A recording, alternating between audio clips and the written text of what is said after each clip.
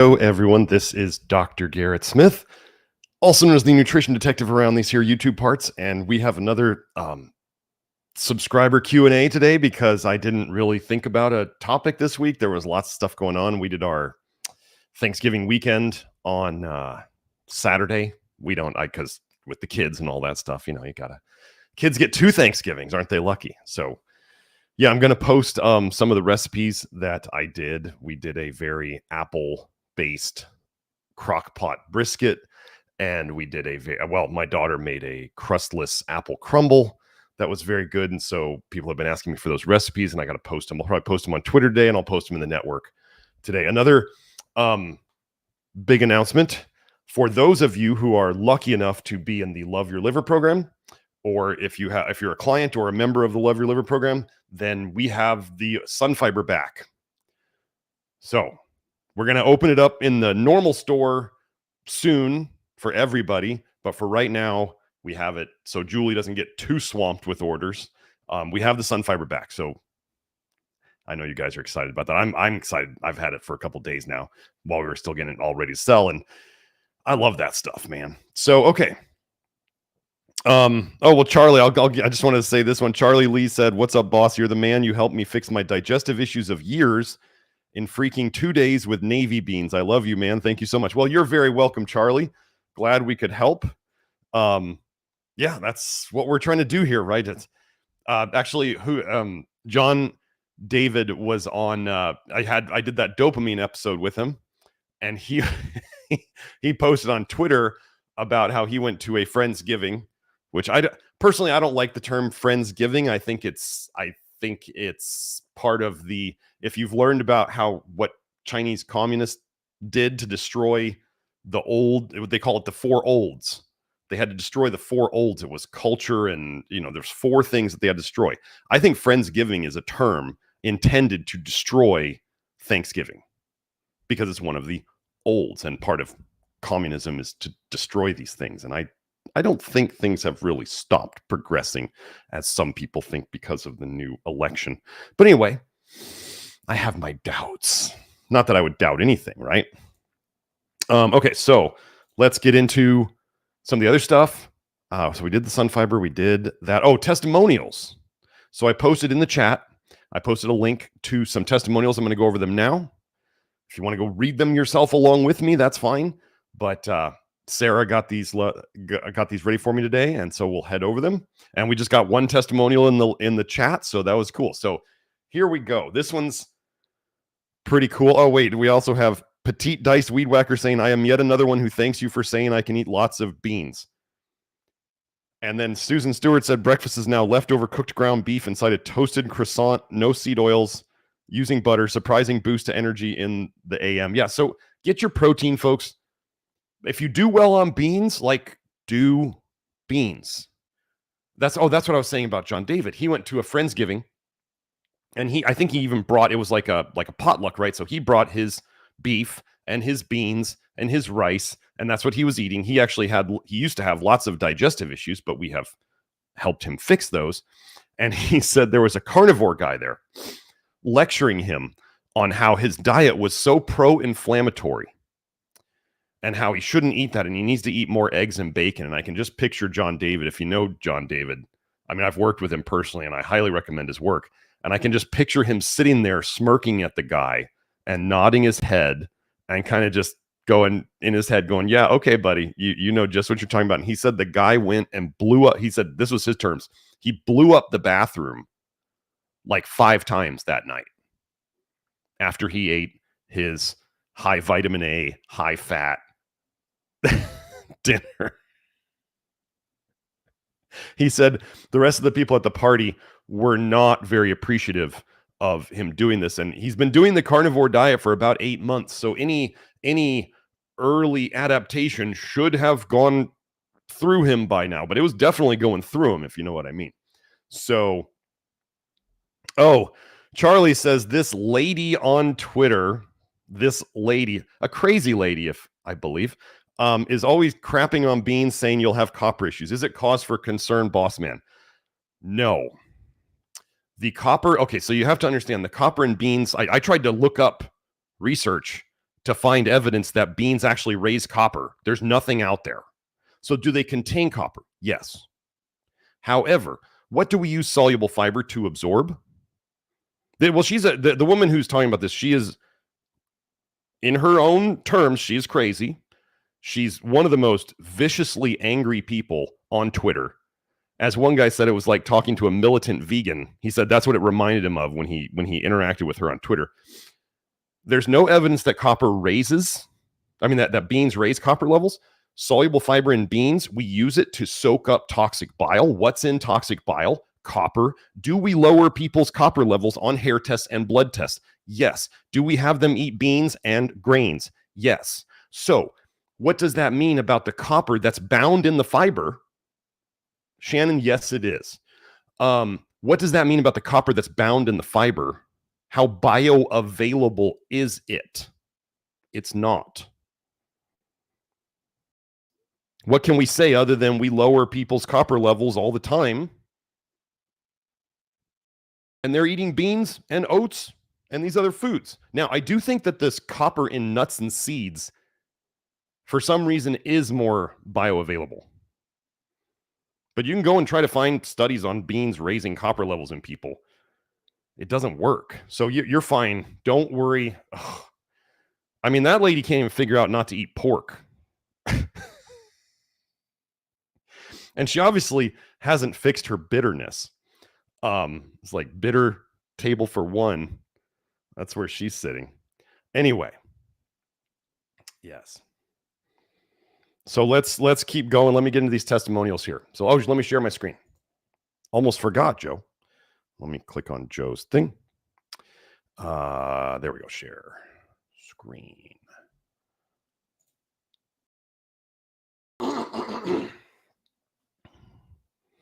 Yeah, somebody on Twitter tagged me with the crazy lady. I said, don't ever do that again. Don't ever tag me with her again. She's not a friend of the low vitamin A movement. She is just a carnivore who is angry that she ate beans for a year. No, I want you to understand. Let me say this about this crazy lady again. She has never put up a blood test or a hair test or any test saying she has copper problems or doesn't. She makes all of these claims with no evidence. I have evidence. I just went over Kelsey's hair test and blood test in the seminar study group for the people who took my recent seminar, and they're getting a 1 month, like 2 or 3 hour learning. Like the seminar is extended, right? Who does that? I talked for 18 hours over 2.5 days. And then I'm giving them 2 to 3 hours a month for a year after that. And we went over Kelsey's labs, and Kelsey's copper at the start was 140, and she has come down to 114, and her hair copper came down from a 2.3 to a 1.4. We bring receipts. We show test results. She makes up stuff and says it, like when she said sun fiber was full of copper because it was from guar gum. And I nicely went into her DMs and I said, I'm getting testing done. We've done some basic testing with like water tests and stuff of the sun fiber to see if there's free copper. There's no free copper. Could you stop saying these things until I get the testing back? And she said, don't you tell me what to do. I'll do whatever the hell I want. I can have the DMs. And that's when I went full, scorched earth on her. And I got the testing done and I posted on Twitter and I embarrassed her. And yeah, so she's just a nasty woman. It's sad. I feel bad for her. I don't know what happened to her to make her so nasty, but it's also that her liver's not getting good because she sucks down pork all the time. She's going to be sick. So anyway, back to it. We show tests. We get results. Our people notice that they're less angry and they're happier and they're more pleasant. And she stays bitter and angry. So we'll keep moving on. Here we go. Pay attention to this. My 16-year-old son has been struggling with various issues since he was just under 2. We tried many natural therapies, including vitamin D, MD prescribed since 25-hydroxy D was chronically low. Okay. We stopped vitamin D on our own as we noticed calcification in soft tissues, because that's what it does, and blood levels of D continuing to drop. Hey, wait, they did blood testing. Imagine somebody doing blood testing and seeing evidence, and this is the definition of insanity, right? You're taking vitamin D, and the vitamin D levels are continuing to drop, and then you go, wait, what? That doesn't make sense. Why is it continuing to drop if you're taking it? Okay. Some of his symptoms have decreased since on the Love Your Liver program times 9 months. After recently checking active vitamin D after 3 months of the Sperti Sun Lamp, which we recommend, we just sent out a newsletter about Sperti had a Cyber Monday, Black Friday special. It was extra money off, and we quite a few of you did buy it. So thank you for doing that. You will like it. Actually, I just had to get on Kelsey's case today, tell her to use her Sperti more, because now she's up in Idaho and it's cold and snowy up there. After recently checking active vitamin D after 3 months on the Sperti Sun Lamp, we discovered that his level is off the scale on the high end and further decreased on the inactive vitamin D. Okay. Subsequent testing showed low 24-hour urine calcium, normal level serum calcium, and high parathyroid. So he'd been doing the Love Your Liver. They did lots of Sperti. Okay. This was the before thing. So I don't know when this was, but she gave an update here. So that's what we're saying. He's currently doing nicotinic acid, topical alcohol, and 50-50 salt. Can't tolerate zinc or molybdenum yet. So let me just say, he's when he did this, when he couldn't tolerate zinc or molybdenum, very toxic. You guys need to know that if you don't tolerate the supplements, especially the basic ones that we do, it's because of how toxic you are. It's not that the supplements are bad for you. It's that you're really toxic. And the more toxic you are, the more a little bit of it can trigger the copper dumping and other things of this nature out of your liver, and you're leaking bile, so it goes into your bloodstream. What we consistently see, like with Kelsey, where I was telling you she didn't used to tolerate hardly any zinc. She tolerated selenium and molybdenum okay, but she didn't hardly tolerate any zinc. And now she's up to, she can take some days 20 milligrams of zinc. And you see, we have tests showing that her blood copper came down, her hair copper came down, and she is now tolerating more zinc. This is how it works. People out there could say that I don't have evidence of it. Well, science is based on anecdotes and testimonials, and that's what we are creating here, because we're creating a whole new medical paradigm. So there's not going to be references for everything that we do, but we're showing it in people's symptoms and in their labs. Okay. And for those of you who know people with parathyroid issues, let me just tell you that our work, parathyroid issues are actually quite easy to fix, and they fix themselves very easily, like you're about to see. I don't know what we do to fix the parathyroid. We just fix the minerals, and things get better. Update. My son's recent lab results show normal blood calcium from, he had normal serum calcium, normal blood calcium, that's back, almost normal parathyroid hormone. So he had high parathyroid hormone, and it's almost normal now. And almost doubled inactive vitamin D. That would be the 25-hydroxycholecalciferol. His vitamin D levels had not gone up since they started dropping in 2020 when he was on vitamin D supplements. If for those of you, Joe, you might want to grab the rickets vitamin D. Rickets is a meat deficiency. And I talk about in that video how to fix low vitamin D, which is the same stuff we do for all this stuff. All we did this time was about 2 months of Sperti Sun Lamp, 5 to 6 minutes a day for 5 days a week on the bare back, and topical alcohol almost daily. No oral supplements except twice weekly nicotinic acid. That's flush niacin, if you didn't know.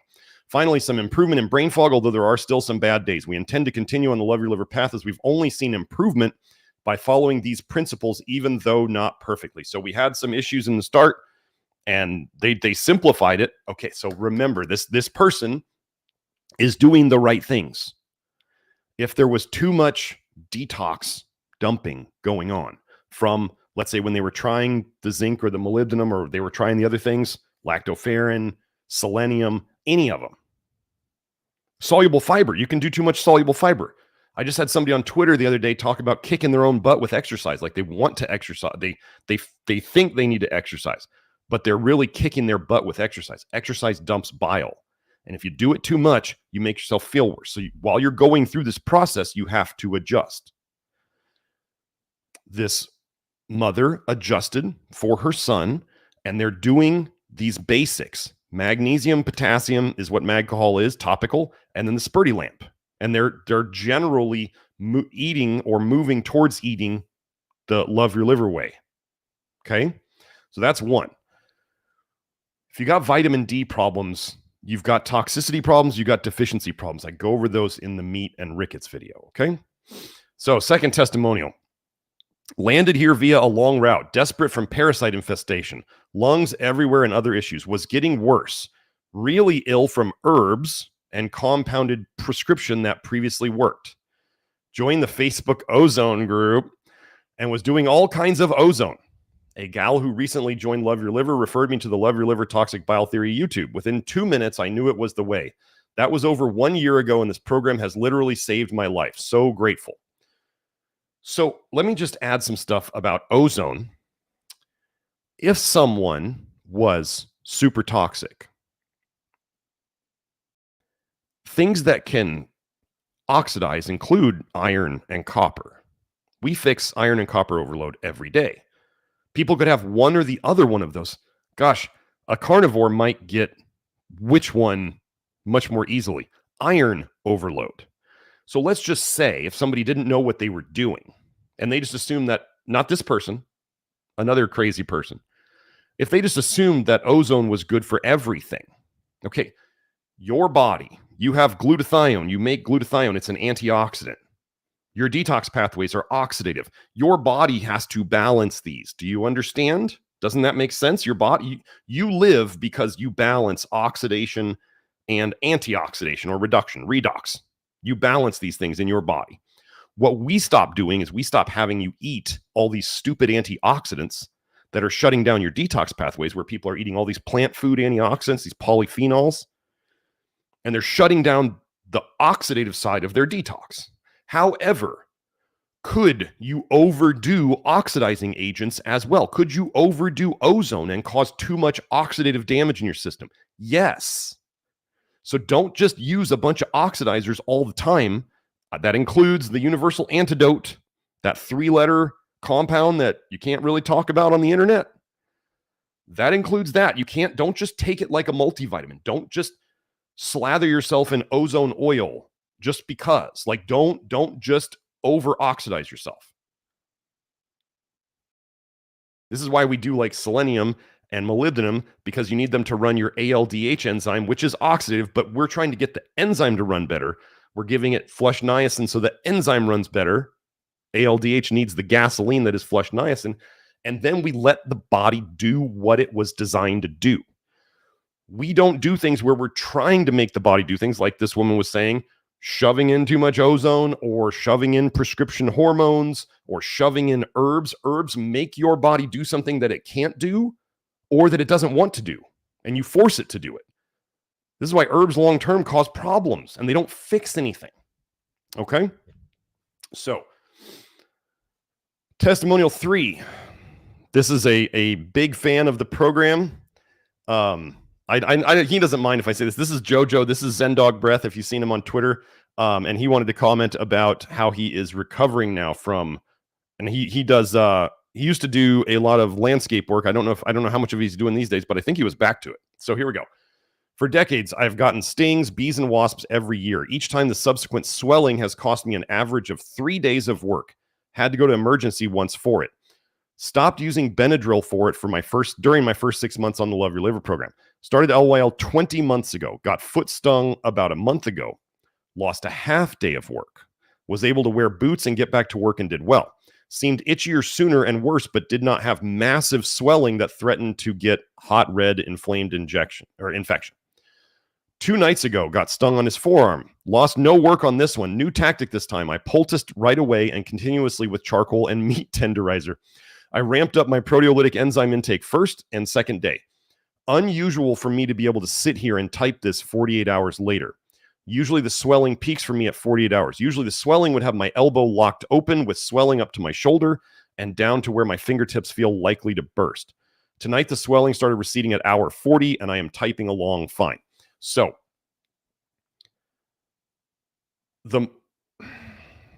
how do I explain this? There was a study on eczema. So the more vitamin A toxic you are, the more you will react to these things. And how do I know this? Well, there's a study where they were giving rats imiquimod to induce eczema on them. So they were doing a chemically induced eczema. And yeah, those of you who know, people on Twitter don't always believe that I have receipts for all this stuff, but I can go and find these studies. And like Mike Roberto talked about in our podcast that we did together, after he went through all the research backing up what I was saying, he went and found all the references for all the things I said.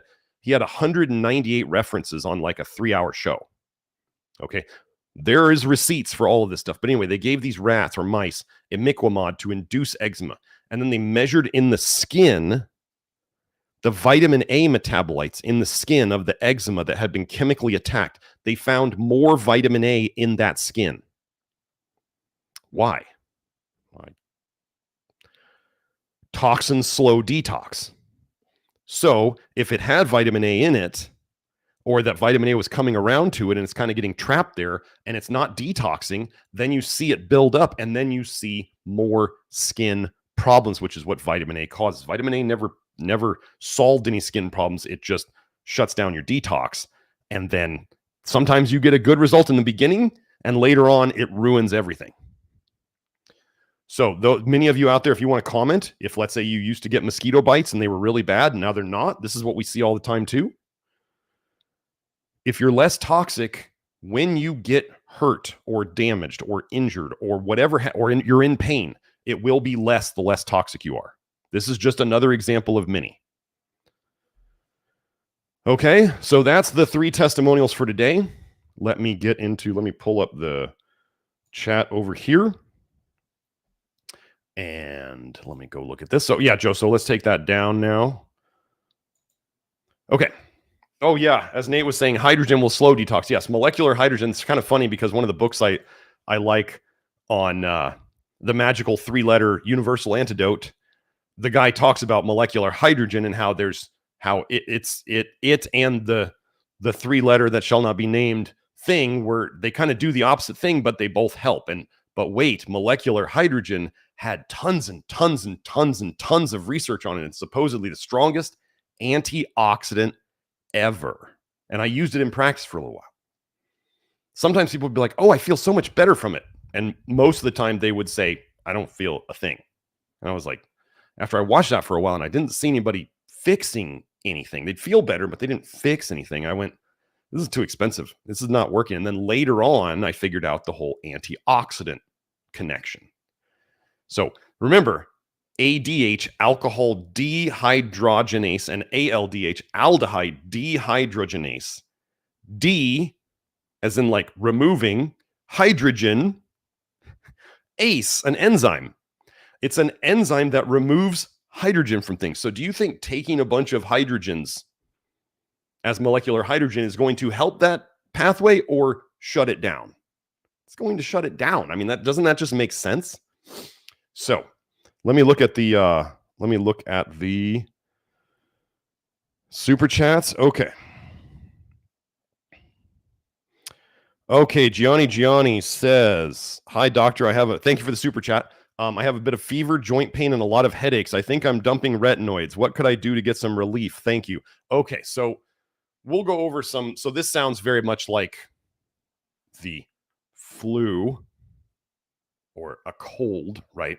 Which we know here is a bunch of dumping toxic bile and it's leaking into your system. So is vitamin A in bile? Yes. Is copper in bile? Yes. Is toxic manganese in bile? Yes. Are toxic metals in bile and fat soluble toxins like I went over in the weight loss one, or persistent organic pollutants like the forever chemicals, PFAS, all that stuff is in toxic bile. So when you start dumping this stuff, it goes into your bloodstream and then you get symptoms. So what you can do, some things you can do, the very first thing you must think of is, did you change anything to what you were doing in maybe about the week or 2 before this came on? Did you increase a supplement? Did you take less of something? Were you under a lot of, think of the agitators that we've been over. So like stress is one. If your stress jumped up, or Did you do a bunch more exercise? I used to be able to exercise myself into a cold. I would basically do about 5 weeks of somebody else's program. And all of a sudden, by the 5th week, I was catching a cold. I started to learn that I had to like shut it down at about 3 weeks and take a week of easy stuff before I could go back on, or else I would eventually build myself into a cold. Why would exercise cause a cold like every time? Well, because now we know toxic bile theory, exercise is an agitator, and you push it too long and too hard, it'll do that. So think of soluble fiber. You may want to calm down on soluble fiber, especially if you had recently increased. Actually, Mike Roberto, he and I are becoming pretty good friends now. He posted on Twitter about how when his family, his kids and him, when they do get sick, it's becoming less intense every time. And two of the things that they first stop doing is they stop the flush niacin and they stop the lactoferrin, because these are the two things that can really keep bile moving. So, or they reduce. I don't remember if he said reduce or stop, but definitely reducing them would generally be a good thing, especially if you know they really tend to. If you have to look at your history of things and know what really gets bile dumping for you. And those would always be your first suspicions, whether it's some people, it might be zinc or selenium or molybdenum or niacin or lactoferrin or soluble fiber, or some people get bile dumps from charcoal. So you really got to know which one, like look at the likely suspects for you. That is the first thing that you want to shift downward. But yeah, the big agitators that we think of, so stress, heat, sweating, sunlight, exercise, those are the big ones. And then soluble fiber. And then any of the other supplements that we use can be an agitator. What I would generally do is maybe some like a lukewarm bath, like a lukewarm magnesium bath. So like not a hot bath. Okay, folks, heat causes bile dumping. So if you're taking super hot showers and super hot baths and you're wondering why you get out of them and you feel drained, you did it to yourself. Your body doesn't like overheating. Heating tends to dump a bunch of bile. Some of you may have like you don't make much bile. I think this tends to happen more with ladies. And what temperature shower do ladies like generally? They like it like lava, because they're probably not dumping a lot of bile, and they're trying to get it. Because how do we know that women don't get a lot of bile into their guts? Well, constipation is like an epidemic with women, because women don't make as much bile as men. Why would men not like as much a hot shower? Because we make more bile and we dump more bile, and we don't tend to have the constipation problem of women because we get more bile into our guts. Just a theory. So, but yeah, with the headaches, generally with headaches, the first thing I think of is potassium. Getting more potassium. You could, I mean, if I had a flu, which I don't get anymore. I mean, the last time I had something where I thought I caught something, I got some body aches. That was it. Like that's where we're getting to, where when we get sick, it's like you kind of go, wait, am I sick? I don't know. I've been really stiff for a couple days. Like that was what I was thinking, because my kids had gotten a cold, and they just walked right through it. It was fine, but I got a little stiff, and I was wondering, okay, what is going on? So I might do. The only thing I would do in that case, because stiffness and muscle aches is my main symptom, I might do some like generic Alka-Seltzer on occasion. One Alka-Seltzer tablet is worth one aspirin. I'm not worried about doing a little bit of aspirin. The reason I choose it, I decide that I believe that sleep, because I don't sleep well when I'm that achy. I decide that sleep is more important than not taking the Alka-Seltzer. So that's my choice at that point. I'm not trying to shut it down with the Alka-Seltzer.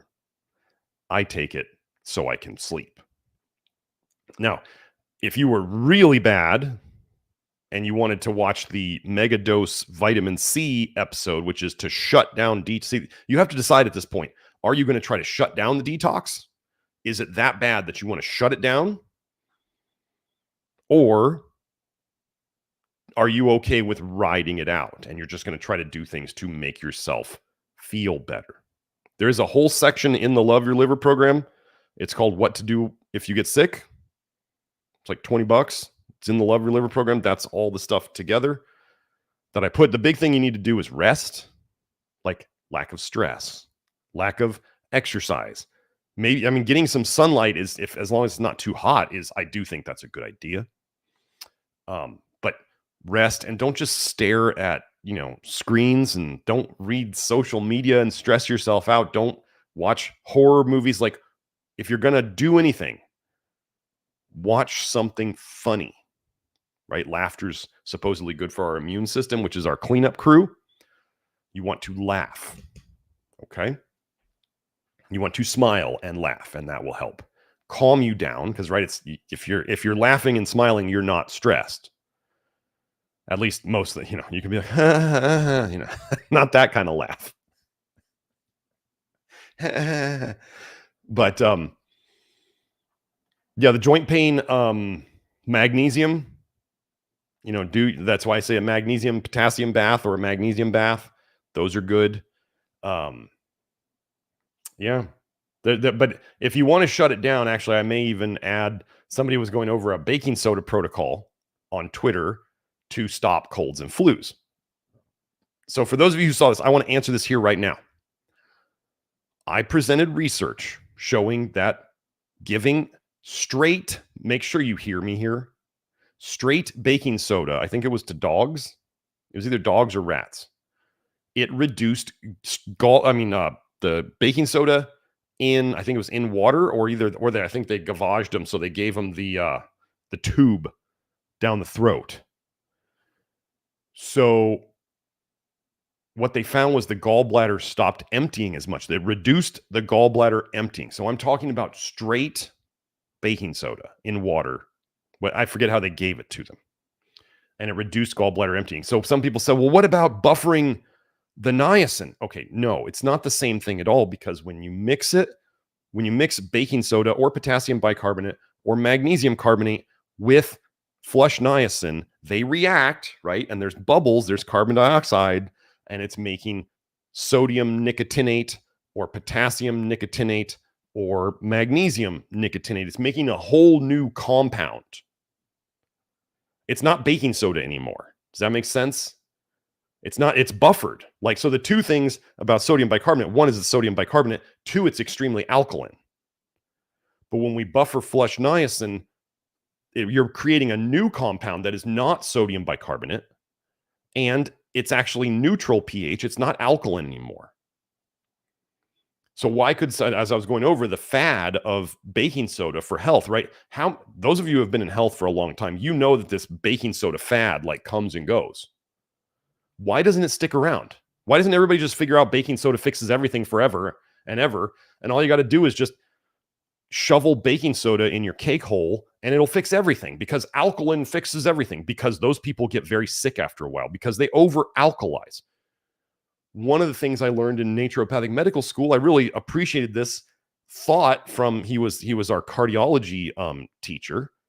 He said some of the problems in the body often come about because the places of the body that are supposed to be acidic get too alkaline, and the places that are supposed to be alkaline get too acidic. So the people who push alkaline for everything, do you see how that can cause a problem, right? There's parts of your body that are supposed to be acidic. You make those too alkaline because you keep shoving baking soda and other alkalizers down your cake hole. You create problems. And you can even make the alkaline places too alkaline. I've had multiple people tell me about how bad they got doing the alkaline diet. Like, it looks wonderful at the beginning because you slow down bile production by becoming too alkaline. And then over time, this one guy told me, he's like, my teeth were falling out. He's like, as I got more and more alkaline, I felt worse and worse. And eventually he had some teeth falling out from the alkaline diet. It's not okay. That's not a good sign. Just because cancer couldn't grow in an alkaline environment doesn't mean you can't have all sorts of other diseases. You can turn one disease state into another disease state. So this is what medicine does, where they're like, oh, if you drink 12 cups of coffee a day, you won't get Alzheimer's. Okay, what other diseases are you going to get from drinking 12 cups of coffee a day? Like, if you're just looking for that one thing and it goes down, but you don't look at all the other things, you're kind of missing out, aren't you? So yeah, those are the basic things, Gianni. But yeah, there was a baking soda protocol where it was like 6 half teaspoons the first day, and then 4 half teaspoons the second day, and 2 half teaspoons the third day. And then if while you still have the symptoms, you do 2 half teaspoons a day. This is what I saw on Twitter. I'm not recommending this, but it may be a way to shut down bile production, so you stop feeling sick. If you shut down a cold or a flu, it's a detox cycle. It's a detox like explosion. It doesn't feel good, right? If you can manage it, don't shut it down. Ride it out. Do things to help yourself feel better, but do them like love your liver oriented. If you're doing things to try to just be like, oh my gosh, I got to be better, like high dose vitamin C, baking soda by itself, or something like, let's say, elderberry, which is super high in polyphenols, which shuts down your ALDH. If you're doing things like this, or oil of oregano, which is another polyphenol, very toxic. Oil of oregano is very toxic. I removed it from the, long time ago, I used to think it was good. I've removed that. I didn't realize, but yeah, carvacrol is a super toxic polyphenol. But yeah, these things are just shutting it down. Ivermectin shuts down ALDH. Oil of oregano shuts down ALDH.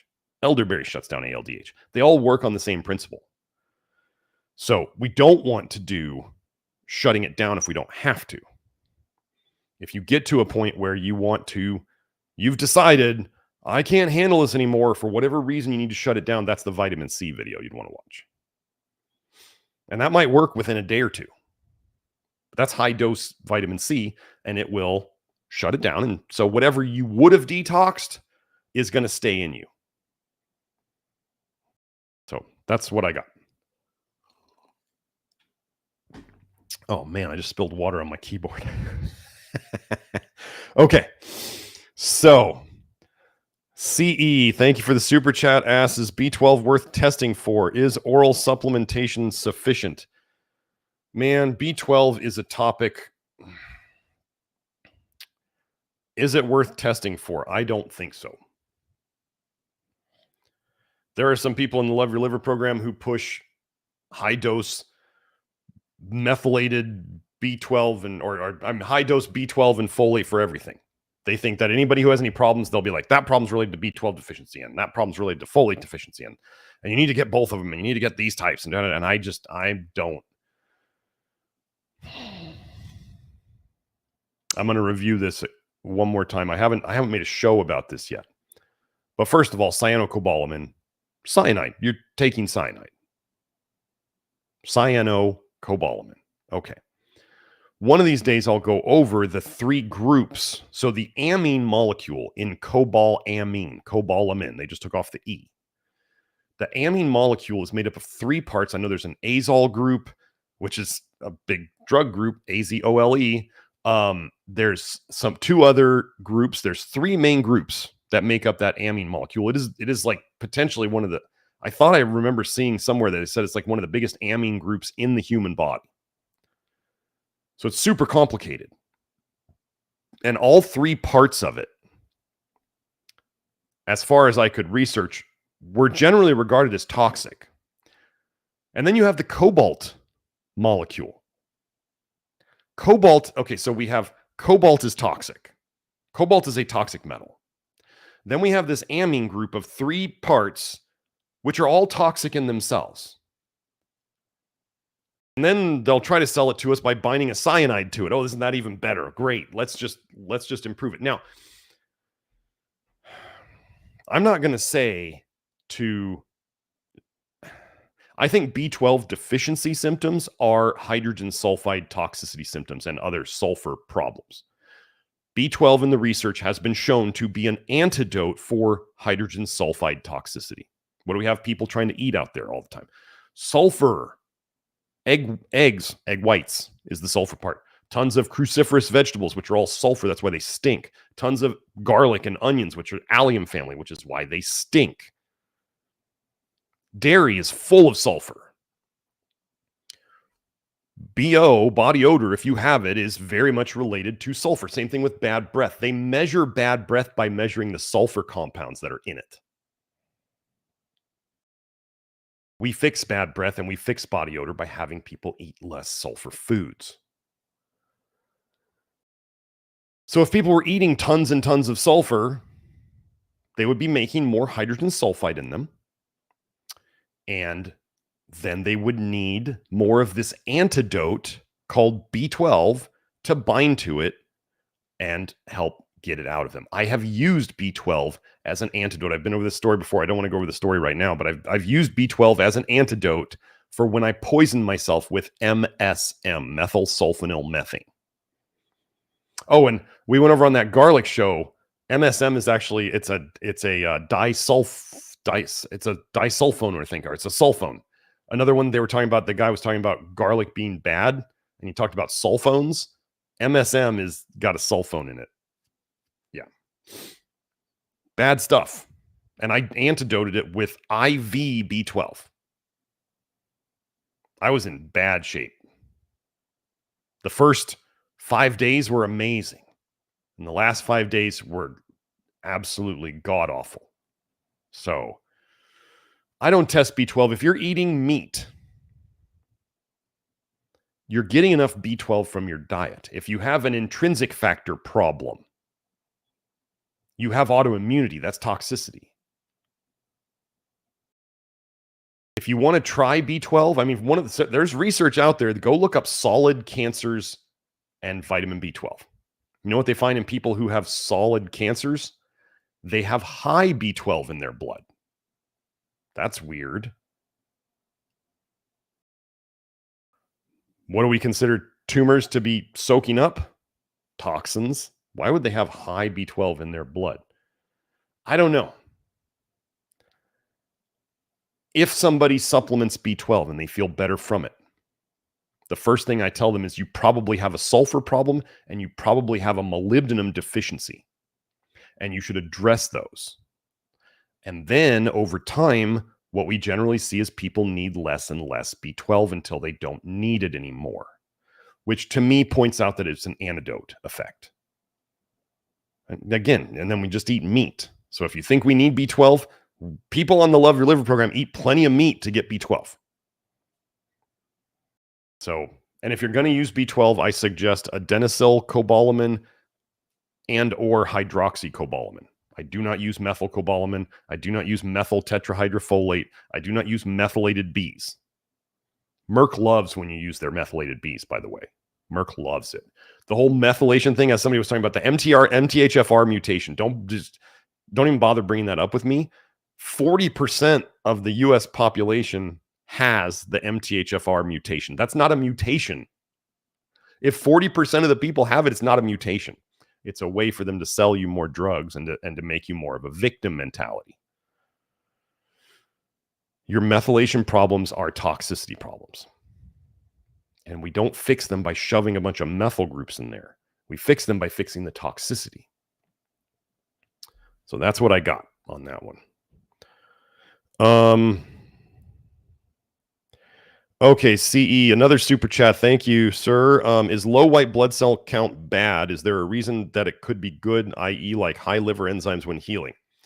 So generally, okay, so the normal progression of disease with white blood cell count. So if somebody gets an acute disease, like short term, then we typically see in a normal person, a healthy person, we would see their white blood cell count go up, right? They're fighting off the infection, right?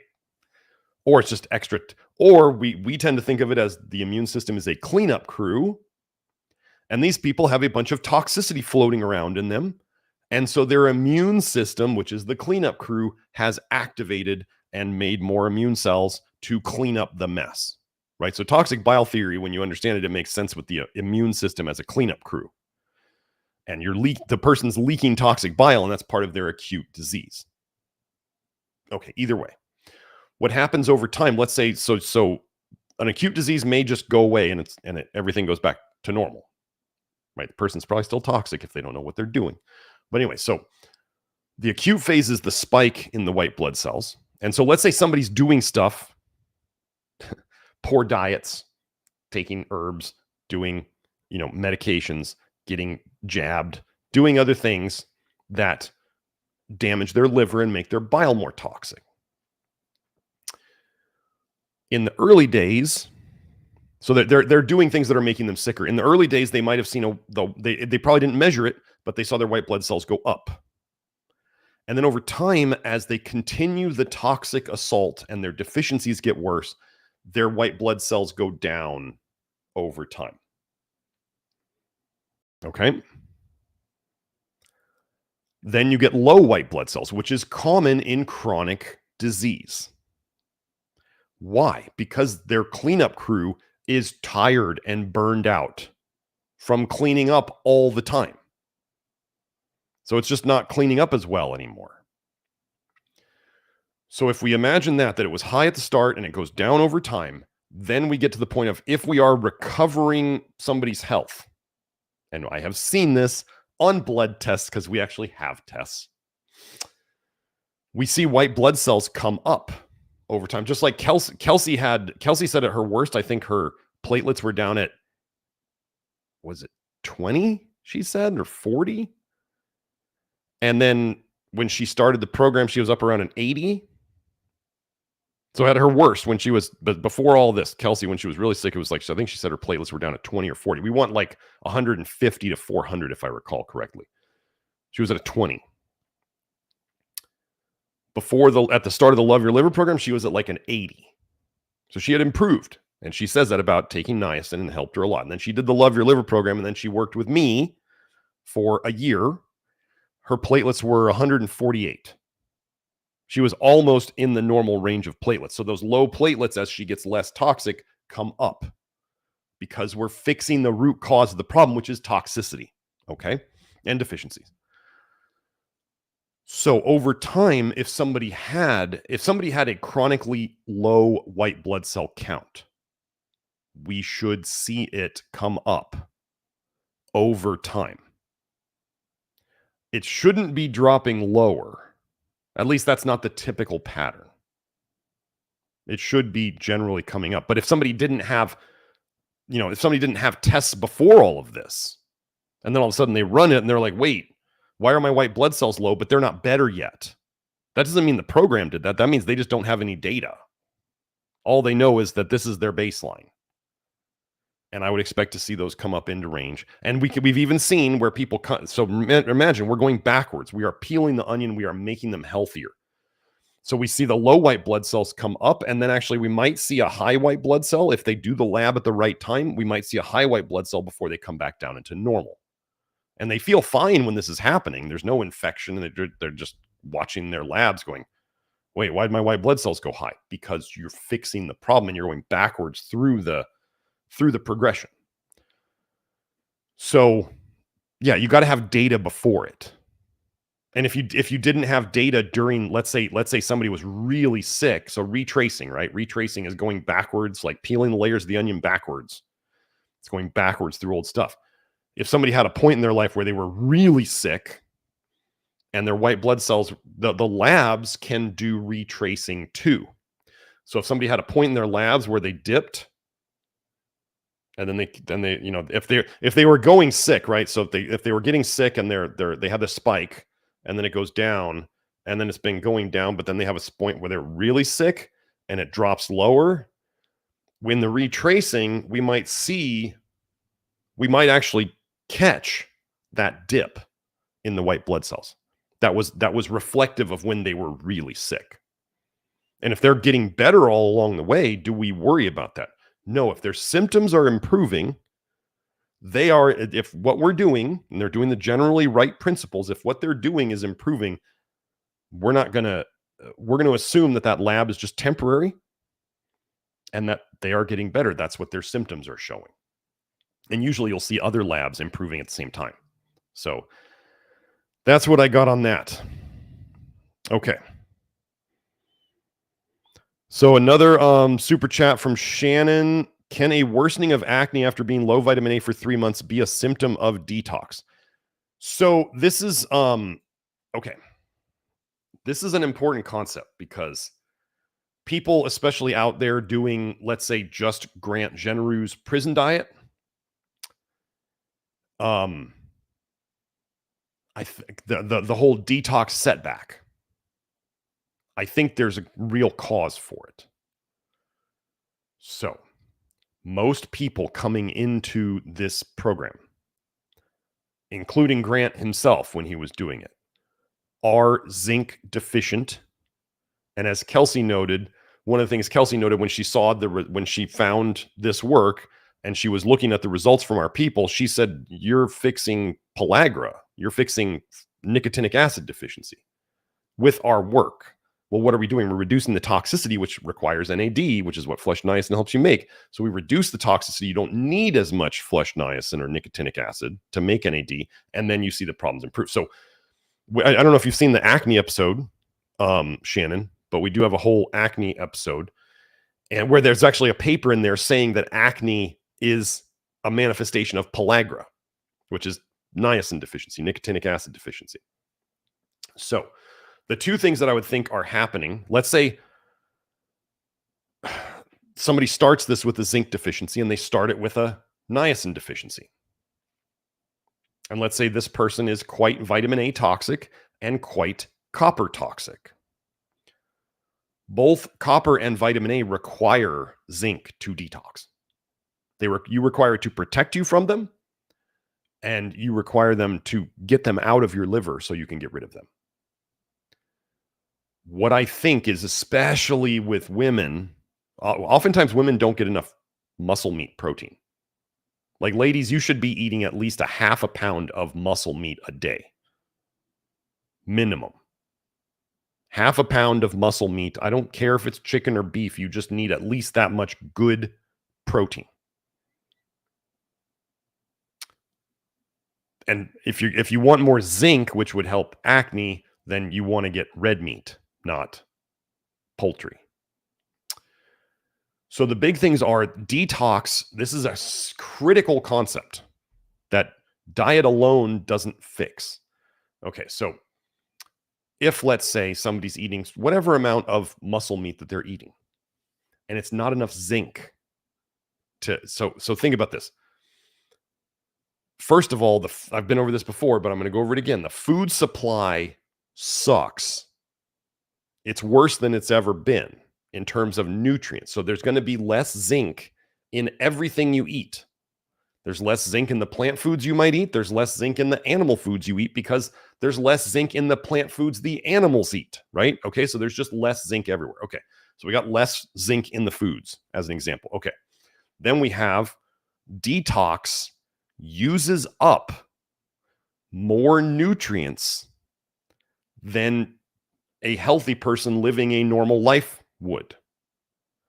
Just like if you're cleaning your house, your spring cleaning, you're going to use more cleaning materials to do the spring cleaning. Then once the spring cleaning is done, then you're just maintaining and you just use whatever you need as you need it, right? So detox uses, so if somebody starts with a zinc deficiency from the food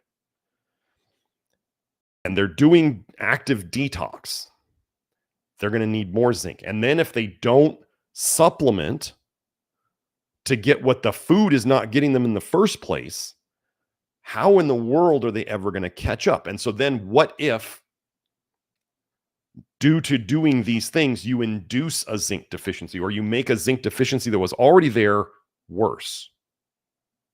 You see where I'm going with this? This is where, and somebody's doing a bunch of detox and they need more NAD to run ALDH and all these other things. And they're not getting enough nicotinic acid in their diet. We can see that deficiency could get worse. So I think whatever people talk about on the detox setback on Grant stuff it's simply deficiencies that are getting worse. And what's my evidence of this? Well, I always repeat this. Grant told me that during his detox, there was a time where he took some zinc picolinate 50 milligram pills. He would take one every 2 weeks. He said he would feel better for 3 days after he took that zinc pill. What does that mean? It means Grant was deficient in zinc. Even though he was getting better in many, many ways. Maybe he wasn't, I mean, he was eating, I think at one point he was eating 2 pounds of meat a day. I don't know how long he did that for, but he was eating a good amount of meat, which, I mean, 2 pounds of meat should give him 40 milligrams of zinc. Should, right? But if he outran that, or if he was still just zinc deficient, he could have been better. He takes a pill, he feels better. Then he was zinc deficient. So people who are coming into this now are potentially even more deficient. And so the first thing I would look into with acne, well, first of all, there's the show I did on it, and I would make sure to add some nicotinic acid, even if it's a small amount, 25 milligrams. We have those pills at 25 milligrams now, or even up to 100. You can go higher than that. You got to read the niacin articles in the Love Your Liver program so you know about buffering and all that stuff. But those would be the things that I would look into. You could try Keystone Minerals and get the selenium and molybdenum and zinc while you're at it. You can do the Keystone Minerals with niacin. That would cover all of those. And you can see what helps if you want to. Could it be some form of detox? If you're pushing detox too hard, putting too much bile into your bloodstream and it's coming out through your face, and if that's one of the ways that you express that, one of the ways that you detox is through your skin, that's going to be one of the ways. So you may just have certain patterns that are your tendencies towards detox routes. Okay. Oh yeah, Susan Stewart was just agreeing with me. She said half a pound of muscle meat here made a big difference. 2/3 at dinner and 1/3 at breakfast. Ladies, many of you think you're eating a lot of meat, and you're not. We've got guys on this program like Chris DeVogt over on Twitter. He's eating 2.5 pounds of meat a day. Like, I don't eat that much, but that 2.5 pounds of meat a day is a lot. So we got guys eating 3 pounds of meat a day. A half a pound of meat, ladies. Like, if you have never totaled up your protein grams in a day, you have no idea how much or how little protein you're eating. So I need to put that in the program as a specific, like, half a pound of meat a day. Not just, I used to say 50 grams total minimum of protein a day from all sources. I think we need to fix that. One of the biggest mistakes people make on the program, you need enough protein to make retinol binding protein and all these other binding proteins that protect you from these toxins in your system. How do you make antibodies, which are proteins? Actually, Kelsey had a really great term that she's used on Beth Martin's show yesterday. She just said why she tends to think of antibodies as antitoxins. And I was like, wow, I really like that way of putting it. I hadn't heard her say that before. And I was like, I like that. That's what antibodies are. And you have binding proteins to bind to things. So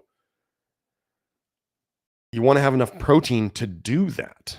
We just actually, you know what? I just had Sarah and Hope told me that they know they're both copper toxic. And they've been working on it. And they are getting better. However, they both told me that Hope, I don't know if she had a suspicion of this. Hope, if you're here, you can tell me more about it. But Hope had a suspicion that she wasn't eating enough meat. So not that she had to change the whole diet. She just didn't feel like she ate enough meat. And so she added more meat, and she felt like she didn't need the theanine anymore. Now, theanine is an amino acid, right? Amino acids they're parts of protein, right? But she was taking theanine for copper because theanine chelates copper. And she felt like when she added more meat, she didn't need the theanine anymore. And she suggested Sarah try it. And Sarah tried it, and she felt like she didn't need as much theanine anymore either.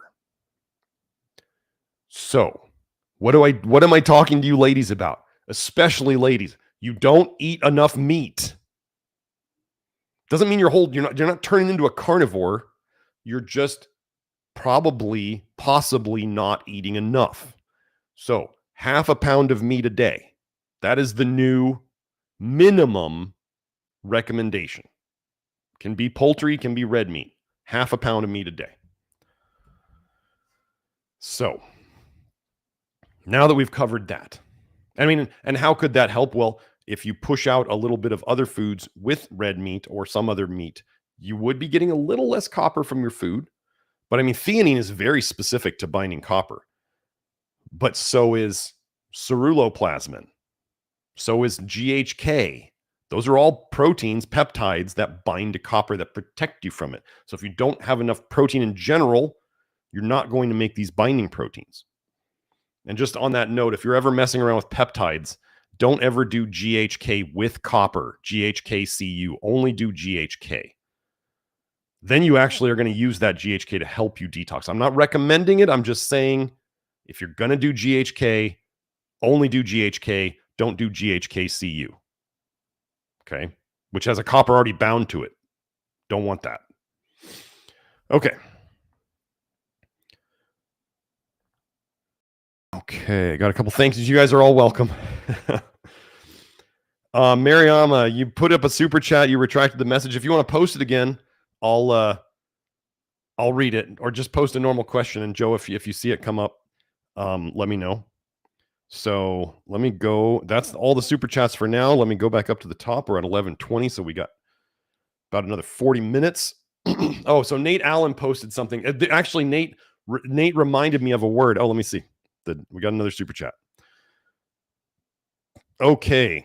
Glenn posted, Rhonda Patrick claims broccoli sprouts can detox microplastic. I know you mean microplastic and BPA. I always come here for your opinion. Sulforaphane to be specific. I'm gonna need a reference on that one. I'm gonna need a reference on that one because sulforaphane doesn't.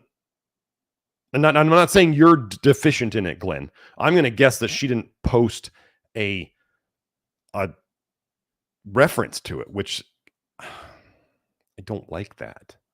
Here, I'll go. Let me do a quick search.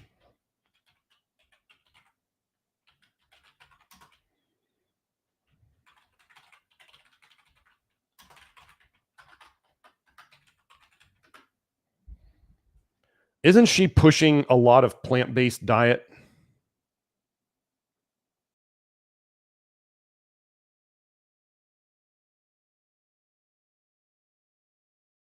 So I just did a quick search for sulforaphane microplastic PubMed. I can't find anything on it.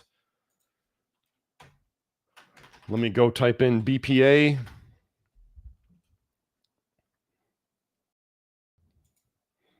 And remember, okay, so one of the things we always remind ourselves when we're talking about these things is duration paradox.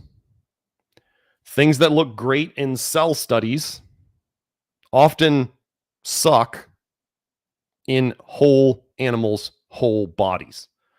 Let me just look at this. Yeah, okay, so here, let me show you this. So I'm going to show you, it's going to fit right in to what we're so I don't like sulfur products. And so what do we see? Let me do this for you, Joe. Let me get this up.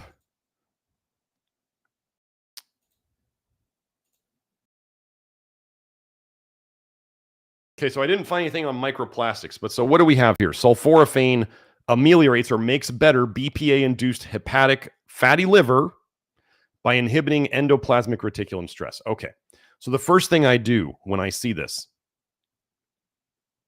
is I go, was this a cell study? And we come right here and we go, human hepatocyte cell line. Okay. And how long was it? It doesn't say here. I am not doing a... How many of you out there, let's just do this in the chat. How many of you out there, if you want to say it, how many of you did a bunch of broccoli eating and cauliflower eating and cabbage eating and radish eating and all of these cruciferous vegetables, horseradish, mustard? How many of you ate a bunch of these things and you feel better now that you're off of it? How many of you took sulforaphane pills? Or you ate broccoli sprouts? Or any of this garbage? And over time, you realized it wasn't helping. Because I know I used to eat this. Oh, I used to eat tons of this. I used to, rotate broccoli in and cauliflower in and all that stuff.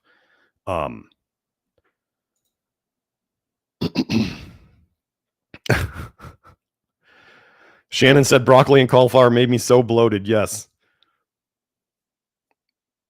Oh yeah, Hope added about the theanine. She said there were other things at play, but yes, getting enough protein was the biggest thing and not needing theanine. Yeah. Chris, I want to see what you finished saying. You said I ate a bunch. So, Glenn says he's been doing our stuff for 4 years, never felt better, and he's 47. So there's that. Emma says I felt kind of great on cooked cabbage, but who knows why? Well, different foods. I mean, I actually cooked cabbage. Boy, doesn't that stink? Yeah, different people will feel better. Sometimes it may sit well with you. Susan said, "Oh yes, I must toss my sprouter. Hate the greens now. Inner romaine leaves are my limit." Yeah. Yep. So the thing we don't want to do is we don't want to look at these like sulforaphane helps these cells. Like, no. I'm not going to go look up how long that study was on sulforaphane, but I'm guessing it wasn't very long, except for the time it took them to accumulate the fatty liver in the mice. There are tons of things out there that are totally toxic. Like methylene blue has short-term studies on the liver cells like this, where they're like, oh, it helps the liver cells. It's absolutely damaging. It's absolutely like the biggest. If you haven't seen my methylene blue video with Kelsey on here, you should watch it. It's absolutely toxic. There are lots of things that look good short term. That's all there is to it. They're not good long term. And here's a funny thing. When you learn that cruciferous vegetables, the ones that we eat these days, never existed in nature and they were created as hybrids. Humans completely created cruciferous, the like cruciferous vegetables we eat today, including cabbage and broccoli and Brussels sprouts and cauliflower. They are all from the mustard plant. So they're all human monstrosities that we created. And then all of a sudden, then you see mainstream pushing them for everything because of these little short-term studies and cell studies. Don't listen. They stink when they're cooked. That should tell you that's the sulfur you're smelling. So, okay, Mariama got her super chat up. She says, burning and tingling hands in the morning, low zinc, very high B12, high copper is the cause, with question marks. Thank you. Yeah. And Gemma was just backing up what I was saying. She said, it's true. She has a horticulture degree. Specialty produce is so new in human history. Yes. So, yeah, cruciferous vegetables are not something your ancestors were eating 1,000 or 2,000 years ago. They're not. So, Mariama, yeah, copper does cause a lot of buzzing. The two things that I would think of, yes, high copper could be the cause. Low zinc would be something that whenever you have low zinc, whenever you have high copper, you're guaranteed to have low zinc. Low zinc relative to copper is the big thing. Too much copper relative to zinc will cause copper toxicity symptoms at any level of both of them. You could have, let me see if I can see my screen here. You could have, get this thing off my screen. Okay. You could have low zinc and low copper, but if the copper's too high relative to the zinc, you get copper problems. You could have high copper and high zinc. If the copper's too high relative to the zinc, you get copper problems. That's one of the few ratios that we actually care about, is how much zinc do you have relative to the copper. And in the seminar, I taught about, where I want your plasma zinc to be relative to your serum copper. And I talk about on the hair test, my ratio between zinc and copper that I want. So it's protective. That is really important. It's kind of like calcium to magnesium. You need enough magnesium to protect you from the calcium, regardless of where they are. You want the magnesium bar on the hair test to be significantly higher than the calcium bar. So, but yeah, so the other thing that you might think about, Mary Alma, would be to look into B6 toxicity.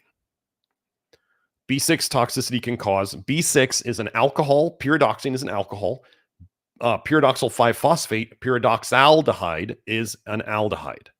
So you may want to look up, the website is understandingb6toxicity.com, and you may want to look at, okay, there are places that might say don't eat meat because it's high in B6.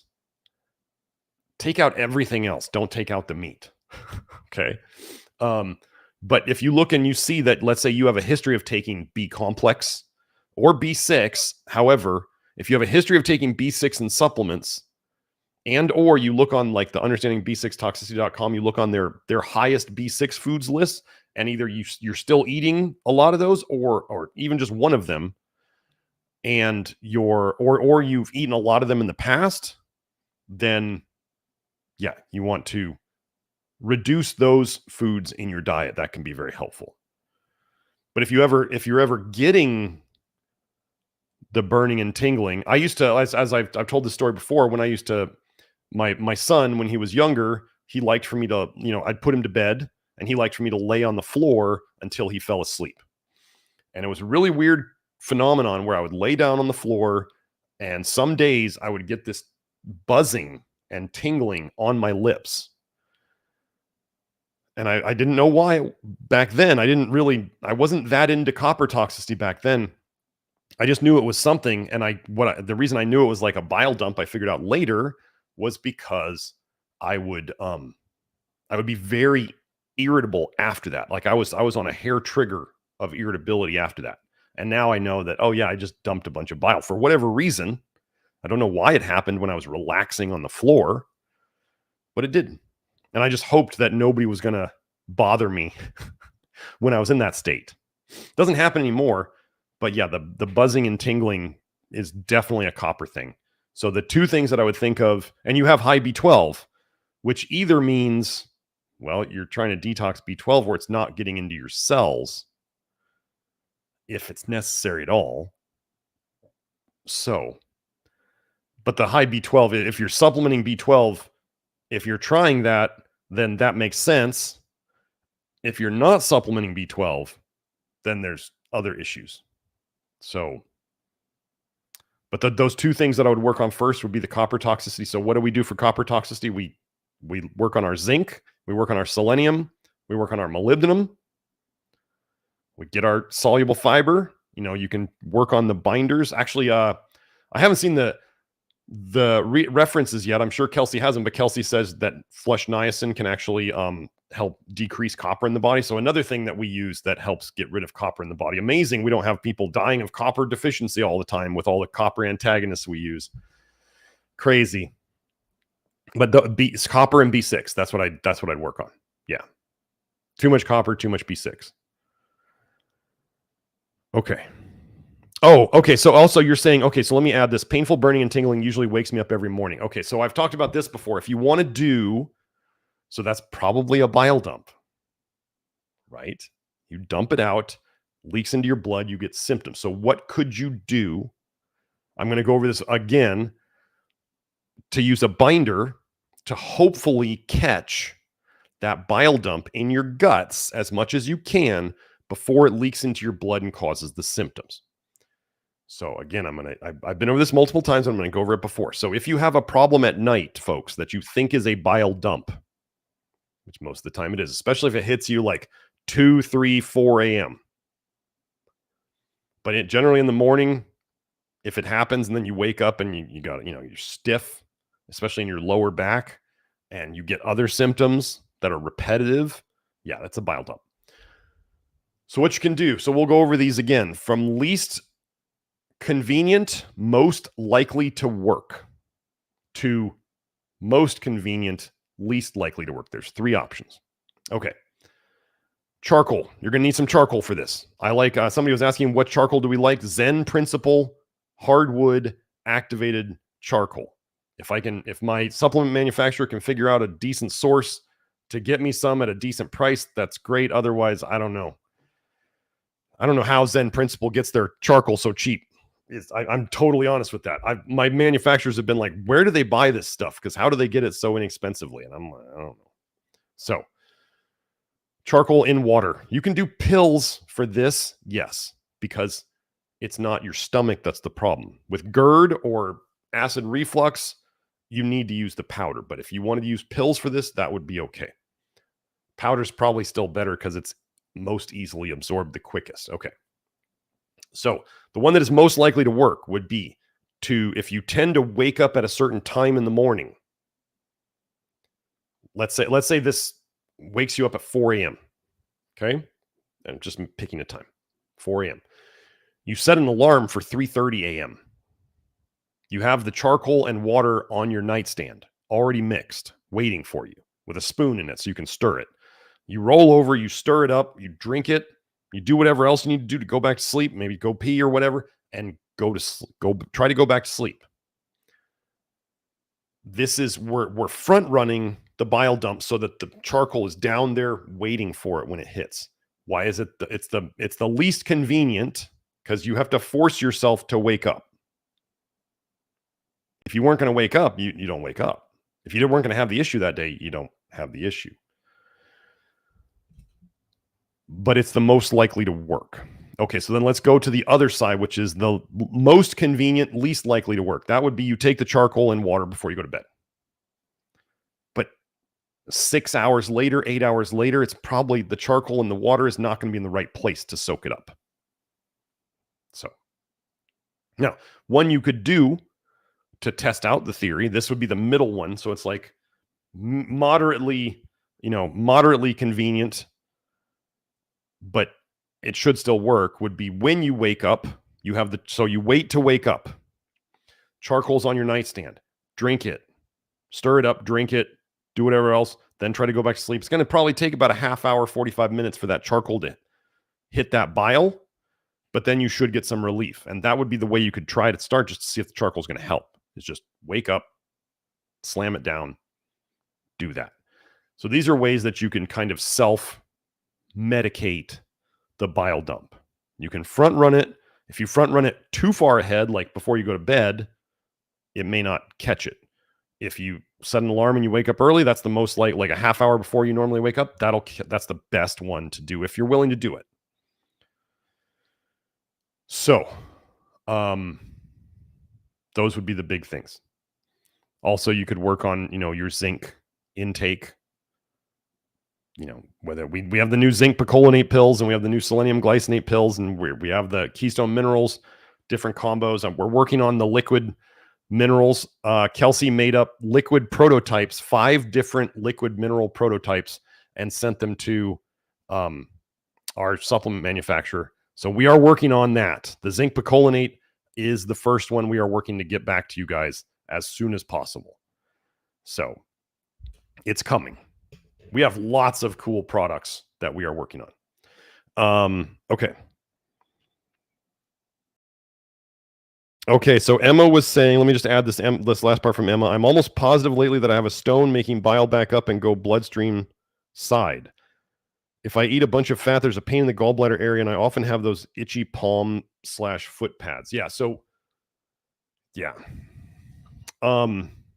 You may want to do something like, the lower fat intake is definitely the way to not trigger this. Absolutely. You could work on doing like a poultice, a charcoal poultice. It's a new thing. Okay. So, wait, was that Emma or that was not Mariama? Sorry, I'm trying to stick with Mariama. Okay, so so let me just leave that so I don't start on Emma stuff too. Mariama, I hope that helps. That would be what I'd try first. And for Emma, if you want to try a charcoal poultice over your liver, that would likely help to reduce that over time. You got anybody who, there's this misunderstanding out there. People think if they do a charcoal poultice one time and it doesn't fix it, it's not the right thing. Look, you got to do charcoal poultices more than once. Silly that I have to say that, but it's not a one-time fix. None of the stuff we do here, folks, is like super quick fixes in general.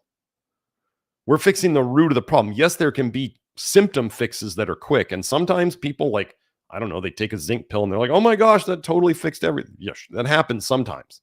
Don't expect it. This is a marathon, not a sprint. You settle in. That's one of my favorite sayings for like things that are not fun is settle in, because it's going to be a while. Okay. Okay, Susan, thank you for the super chat. How long before the magnesium lotion shows in the hair minerals? On the hair test,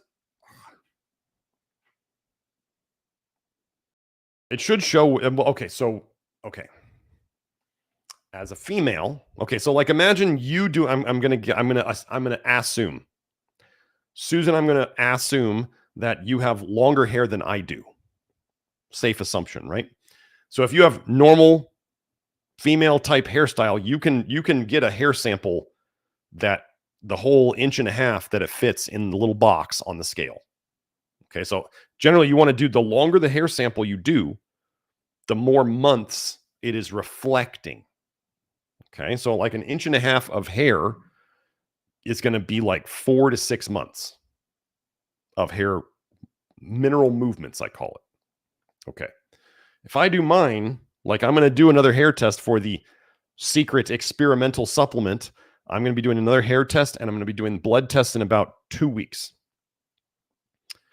I'm really excited for them. So, like for me, when I do the clippers, it's going to be short. And I have to make sure to get enough. So for anybody's out there who's wondering, you just need on that to do the hair test. It's not about how long the hair is. It's about, did you get them enough weight? This is why they send you, the hair test company, and we send it to you, the hair scale. It's a little paperboard thing, little balance thing. You need to send them enough hair, or they will just say, we can't do a test on this, and you got to send us more hair. So don't mess it up. Use the little scale and get the right amount of hair. This is, it's a home test. So it's not anything crazy hard. You just got to wash your hair properly, which we send you instructions, and then you just got to cut enough hair. So what do I have to do? I just take the clippers, put them on their shortest setting. I try to get like 2 weeks of growth. And then I do, probably most of the back of my head.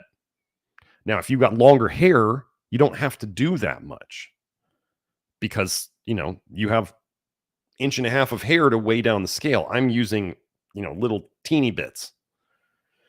So what that means is if you send Susan a 4 to 6 month length of hair, what that's showing, we get one number for magnesium out of that hair. One number, right? It's going to give us one value. That is the average of those 4 to 6 months. So if, let's say, you have a month of magnesium lotion on board, you'd have 1 month of magnesium lotion figuring into that average of 4 to 6 months. So will it show up? Yes, but it's an average. So if you were really low in magnesium before on the other 5 months, and then you have 1 month of good magnesium, it's going to be an average. That's the way it is. It's one number. So it's an average of all those months. She says, what does the sweet spot look like on HTMA? 4 to 6 pumps daily for 6 weeks, and I love it. Well, what do we want? We want just like what the TEI, this is one of the only ratios I use, and it only matters on the hair test. I want a calcium to magnesium ratio of 3 to 7. So your calcium on the hair test divided by the magnesium on the hair test, I want it to be between 3 and 7. That is what I consider optimal. I don't care what the absolute magnesium level is. I don't care what your magnesium bar number is by itself. I only care about it in relationship to the calcium. That's it. And we use the magnesium by taking more magnesium. It will raise your magnesium level. And by getting your magnesium higher, it will start to dissolve the calcium and it will bring down your calcium. And then you get a better calcium magnesium ratio. So yeah, will it show up? It will show up if you've done like a month. I mean, well, just any day you show up that's in the hair that grew out will show up. Will that be enough to change the average that much? I can't say. It depends on what you were at before. You know what I mean? So it will show up though. So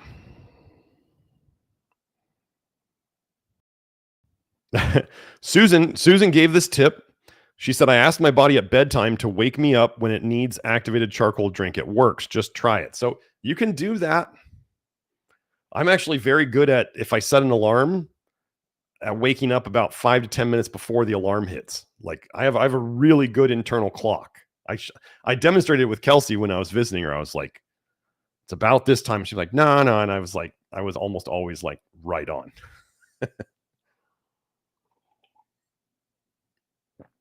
So, but that could work. You can always ask your body for something and see if you get it. Why not? I mean, it's like mental programming. Okay. Oh, I wanted to go over Nate Allen's post at the very top.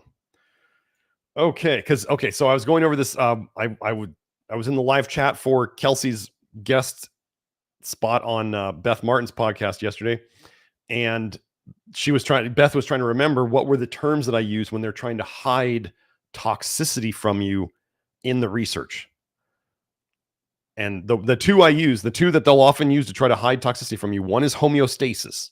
They'll use the word homeostasis, and they'll use the word signaling. What's the other one? There's another one. Why am I not remembering it now? Oh. Anyway, so Nate brought this up. Okay, so 4-hydroxynonenal, 4-HNE, is an aldehyde.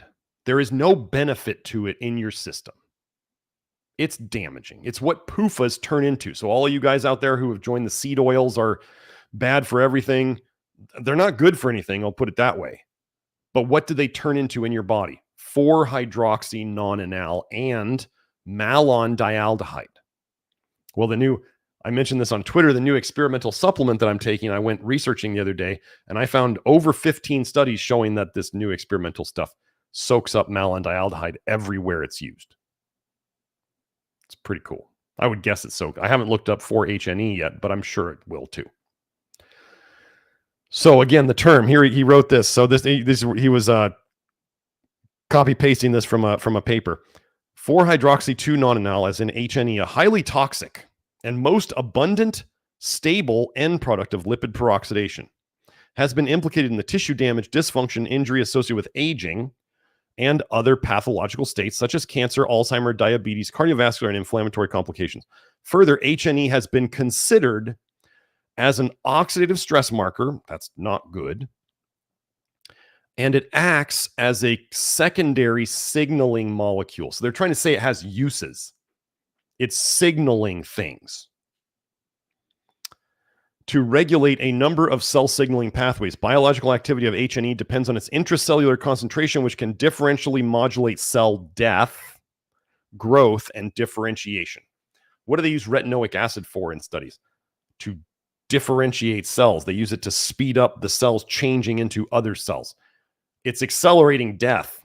Like the faster you turn over your cells, like you're running towards death instead of walking. Why would you want to turn over your cells extra fast?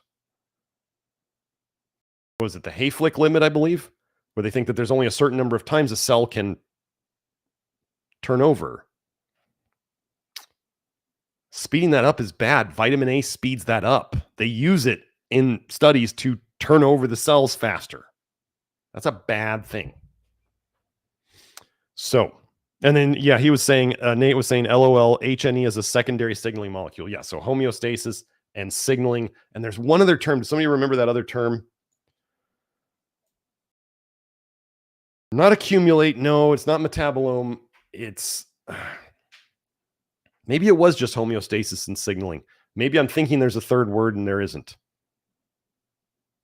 Anyway, no big deal. Okay. Oh, Susan says short hair and I try to only sample a ½ inch. Yes, I look funny when you do hair analysis. Well, okay, so one tip, ladies. If you're doing a hair analysis test, you can go to if you go to your hairstylist, you need to go there and you need to wash your hair properly. We give you instructions And what they can do, or what your loved ones or your friends can do if they're taking the samples, is do little ones from multiple places.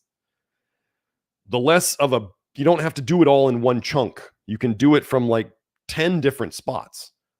And then each little spot is less and it's covered up by your hair better. You do not have to do one giant piece. And I remember back, I had some women. So I had one woman, she wouldn't do a hair test because she said, well, I'm not cutting my head hair. And we said, well, you could do your armpit hair. Don't. Okay. And if you're listening to me, head hair is the best. If you want the best results, head hair. Do not just listen to me say that you could do these other things and send them in. If you want a less good hair test review, use these other spots. If you want the best that's out there, the stuff that I teach people based on, it's the hair test, the head hair, not armpit hair, not pubic hair. Those are always higher in a bunch of things than your head. Probably because they just sit there and marinate in sweat all day. Your head's not, you wash your hair more. Anyway, this woman, she wouldn't do a head sample. She wouldn't do an armpit sample. She would not let her armpit hair grow out long enough to get a sample. And then we said, well, you could do pubic hair. And she's like, I'm not going to let my pubes grow out long enough to get a sample either. We were just kind of rolling our eyes. What did this woman think she was going to do for a hair test? Like, where are we going to get this hair? She wouldn't let her pubic hair grow out. Really? Okay. Yeah. Blessed Advice says, Doc, my iodine's super low. Been on low A for over a year now. What should I add in for iodine? Seaweed, eggs, seafood, because potassium iodide is toxic. It is. I'm going to make a simple thing that if you want to try some iodine, and I put the emphasis on try it, because if you try it and you don't feel any different, get off of it. Tests for iodine. You know why they don't do iodine tests in hair testing? Because it's not stable. It doesn't show up well in hair testing. Why does almost nobody do blood iodine tests? Because blood iodine tests are generally accepted as sucking. There's that piss test for iodine where they have you take some obnoxious dose of iodine and then you pee in a jug for 6 hours or 24 hours. And then you show them, they do a pre-test and they do a post-test and they're like, oh, I did that for a while in practice. And when you talk to the doctor who was the helper guy for the test interpretation, no matter what the test said, whether you were okay or whether you were low, they would tell you you have an iodine problem and you need to take high dose iodine. And some people would have to take B2 and I don't know, B3 or it was, and I was like, wait, what I'm seeing here is that every single person who I have take this test, you guys are going to recommend they take high dose iodine. Why am I running this test? And then I started to learn about potassium iodide and all that stuff. So if someone wanted to mess with iodine, nascent iodine at an average dose of 150 micrograms a day, basically the RDA, nascent iodine, 150 micrograms a day on average. That's it. If you have a true iodine deficiency, that will fix you up quick, and then you can stop taking it. The body is amazing at recycling iodine. The body is amazing at recycling calcium. The body is amazing at recycling iron. All these minerals that we need that are also problems in excess, our body is amazing at recycling them. This is why we don't have to take very much of them. I had a woman who, she was in Pakistan and all she could do for iodine was iodized salt. And I was like, well, she wanted to try it. And she showed me, she said, Pakistan has endemic iodine deficiency. It's really bad here. And I went and I looked in the research and I was like, oh, wow, you're right. It is. So she asked if she could do some iodized salt. And I said, well, if that's all you can get, I guess. And she did, she made sure she got like the RDA from iodized salt for, I forget how long, maybe a couple months. And she felt better the first day she did it. And then she did it for a couple months and she's like, okay, I don't need it anymore. And she stopped it and she's fine. Because if you have an iodine deficiency and you get your iodine up, your body is amazing at recycling it. Why would your body, like T3 and T4, thyroid hormones, T3 has 3 iodines on it. T4 has 4 iodines on it. Like, you can't be allergic to iodine or you'd be allergic to thyroid hormone. You'd be dead. But think about this. If the thyroid hormone eventually goes to your liver to be chopped up, kind of like in the Matrix, right? They're going to be recycled. The T3 goes to your liver. The T4 goes to your liver. The liver chops it up. Why does it have to throw away the iodine? How do you think people lived, the settlers in this country lived in the middle of the country before there was iodine supplements and there was no dairy in the middle of the country and there was no seaweed in the middle of the country and there was no fish in the middle of the country? How did they live? Why didn't they all just die of iodine deficiency? How are they building an entire country? Doesn't that take some energy? So, iodine problems. Actually, if you haven't seen my vitamin A and iodine post on the research forum, I've posted that here before. Vitamin A screws up iodine. Absolutely screws up iodine 6 ways from Sunday. So if you choose to do it, you're looking at the RDA of a nascent iodine. It's going to be hard to find a dose that low, or you may have to spread it out. Do not put iodine straight up in your mouth. Mix it in water. And if any of you go out and screw yourselves up with iodine, it's not my fault. I didn't just make that recommendation. Somebody was asking me what they could try. If I were in that situation, that is what I would do. I have tried iodine myself. Didn't do anything for me. So did I keep taking it? No, I did not. If you do not notice something drastic within the first couple days, you don't need it. If you need iodine and you take some, you will feel it right away.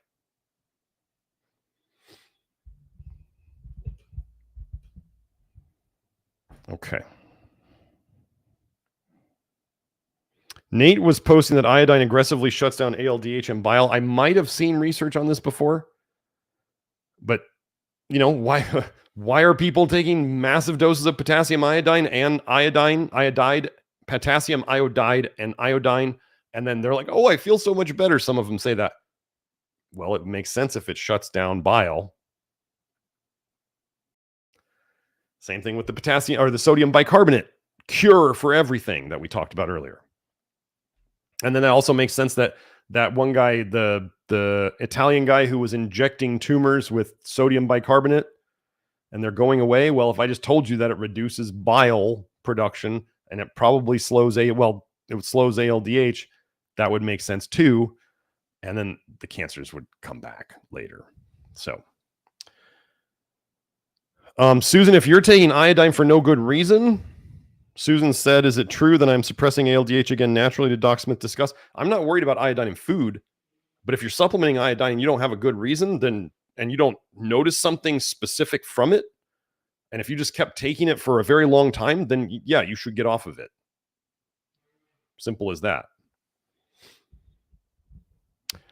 Okay, so Fabuladium asked, terrible sun here in UK at the moment, planes everywhere. Yeah, right. Planes. The planes, they're spraying. Do I see any benefits in using a sunbed? Absolutely. I just went a couple days ago. I got a membership to a gym specifically because they have sunbeds, as you call them, tanning beds. I'm in Tucson, so it's not terrible here. I can get sun year round, but I also like going there and making sure I'm getting enough. So yes, if you live somewhere, actually, you want to know what I was just doing before I went on? I was telling Kelsey that she needed to use her Sperti. She has a Sperti lamp. And I'm like, you need to get on that because it's good for you. And she's up in Idaho where it's cold and snowy. And, northern Idaho is just southern Canada, right? So it's the same type of thing. There are tanning salons in Sandpoint where we were. They wanted $75 a month. I was like, dang, that's expensive. I go to the gym here. It's like $32 a month, and I have all that. Nobody's using the tanning beds, which I kind of go, that's where I kind of know, okay, I'm doing the right thing. If everybody else isn't touching them, we're probably doing something good. Yeah, if you want a website for reading about tanning beds, thetanningguru.com. He puts out a lot of stuff on it. Well, Susan, okay, so Susan says nascent iodine definitely helps my thyroid and brain, eyes function, 600 micrograms daily, another mystery. Well, then what you would want to do is you don't have to do 600. You want to find the minimal effective dose, which may be less than 600. But also, if it's shutting things down, that might be why you feel better. And if you continue shutting things down more than you need to, that you'll eventually hit kind of like a ceiling, and then you may not get better from there. So, substitute professor asks, have you ever discussed chromium and vanadium? Yeah, they're toxic, and we don't do them. We don't mess with them. We don't touch them at all. Toxic metals.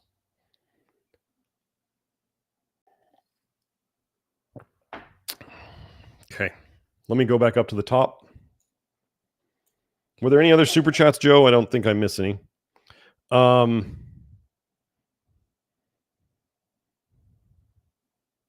Okay, Heather asks my opinion on oxalates. Okay, we've been over this before. First thing to know is oxalates go through the ALDH detox pathway.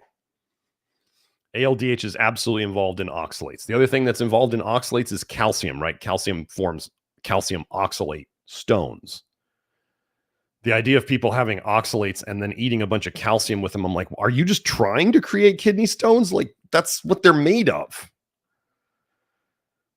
So, one of the things I can say about oxalates is when people come into this, well, okay, so first we had people who were in the low oxalate group on Facebook or whatever that group is called. And some of them were doing the love your liver stuff, the low vitamin A stuff. And they started to notice that their sensitivity to oxalates was becoming less. Why would that be? Well, I just told you that oxalates go through ALDH. We are making ALDH run better, which is part of how you break down oxalates. Okay, so that makes sense. We are also getting rid of all the calcifications in the system through lots of magnesium and not taking vitamin D and reducing vitamin A, and we're doing all this fixing the calcification problems. What did I just tell you that oxalate binds to create kidney stones and other calcifications about calcium oxalate? So we're fixing the calcium problem. And we were having people who were doing both of them, and so most people in these oxalate groups who are just doing the oxalate stuff where they're also taking B6, an aldehyde, which would then slow down ALDH more, which would then cause them more oxalate problems. They were getting more sensitive to oxalates over time.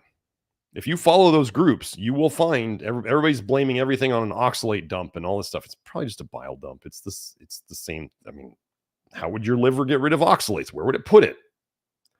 Okay. So, but these folks seemed to be having more and more dumps over time. And they were also getting to the point where they had to eat less and less oxalates. This is not our people. This is just the people focusing on oxalates. So they were getting less resilient over time. They were getting worse. They were having to restrict their diet more, and they were having all these what they'd call oxalate dumps. And we have people doing our program and minimizing their oxalates, and they were finding over time that they could tolerate more oxalates. So which one is the real pivot point? It's vitamin A. And I could show you that in dogs, the dogs who had higher vitamin A levels in their blood had more kidney stones than the other dogs. Vitamin A is a huge factor. And what does vitamin A do? It slows down ALDH. Again, we just keep looking at all these things that slow down ALDH. So that's my take on oxalates. If people are in the program and they really want to limit their oxalates, that's fine. I don't stop them from doing it. But like I say, we see people, their tolerance for oxalates goes up over time, which means we are making them healthier and more resilient, as opposed to the typical oxalate way where they seem to slowly get worse. So that's what I got on that. Okay. Oh, Charlie Lee, about the crazy lady on Twitter. I would just unfollow her or block her. That's what I did. And Nate reiterated what I said. He said that the soluble fiber in beans will keep the copper from getting absorbed, and it will also soak up the copper from a bile dump. And so overall, high soluble fiber foods like beans and oats and barley are taking out more copper than they're bringing in. Some people can't stop obsessing about just how much copper is in something. Like if you ate a silver coin, how much silver do you think you're going to absorb off that coin? You're probably going to crap out a whole silver coin and not get much off of it. Another example, you swallow a whole almond. What do you think you're going to see in the toilet? You think that almond's going to change? No, it didn't change at all. It's going to be a whole almond when you poop it out. Did you absorb anything out of that almond? Any copper? No. It's not bioavailable unless it's chewed up. So, saying just because you swallow something doesn't mean it's absorbed. The term bioavailable simply means you absorb it. So can toxic metals be bioavailable? Yeah, they can. Are they always? Well, we're using soluble fiber to soak up bile that contains toxic copper and toxic vitamin A and all these other toxins. And so it's a net loss of these bad things that are in your bile. Okay, so Logan asks, hey, Dr. Smith, if charcoal increases bile dumping in some people, could it be because it has oxygen and oxidizes when inside the body, which would help detox? I don't know. It's so rare. It's like less than 5% of people. So I could make theories. Sometimes, I mean, the one theory that I have, which is this is a very simplistic theory, is that some people's bodies, when they start feeling like they're getting less toxic, so like, right, charcoal comes in, it's soaking up toxins. I believe the body does this with soluble fiber for sure. Charcoal is like, some people do, some people don't. So the body sees that it registers, there's a binder, there's like soluble fiber coming in, or there's charcoal coming in, and it goes, we can detox now. And then it triggers a big bile dump. This definitely happens with soluble fiber. It doesn't always, it only happens for like I said, less than 5% of people with charcoal. Soluble fiber absolutely triggers bile dumping. But charcoal may or may not. Like I said, it's about 1 in 20 people that seems to have that response. So do I know why? No, I don't. Okay, so let's see. Stugtron says, been loving beef, rice, and beans, going on like 8 months of low vitamin A and feel great. I seem to completely dodge all the detox systems a lot of people get. Strong feeling. I've lived a low toxin life. Yeah, there's that. I mean, yeah, as Grant was talking about the detox setback, over time, he was saying some people get it, some people don't.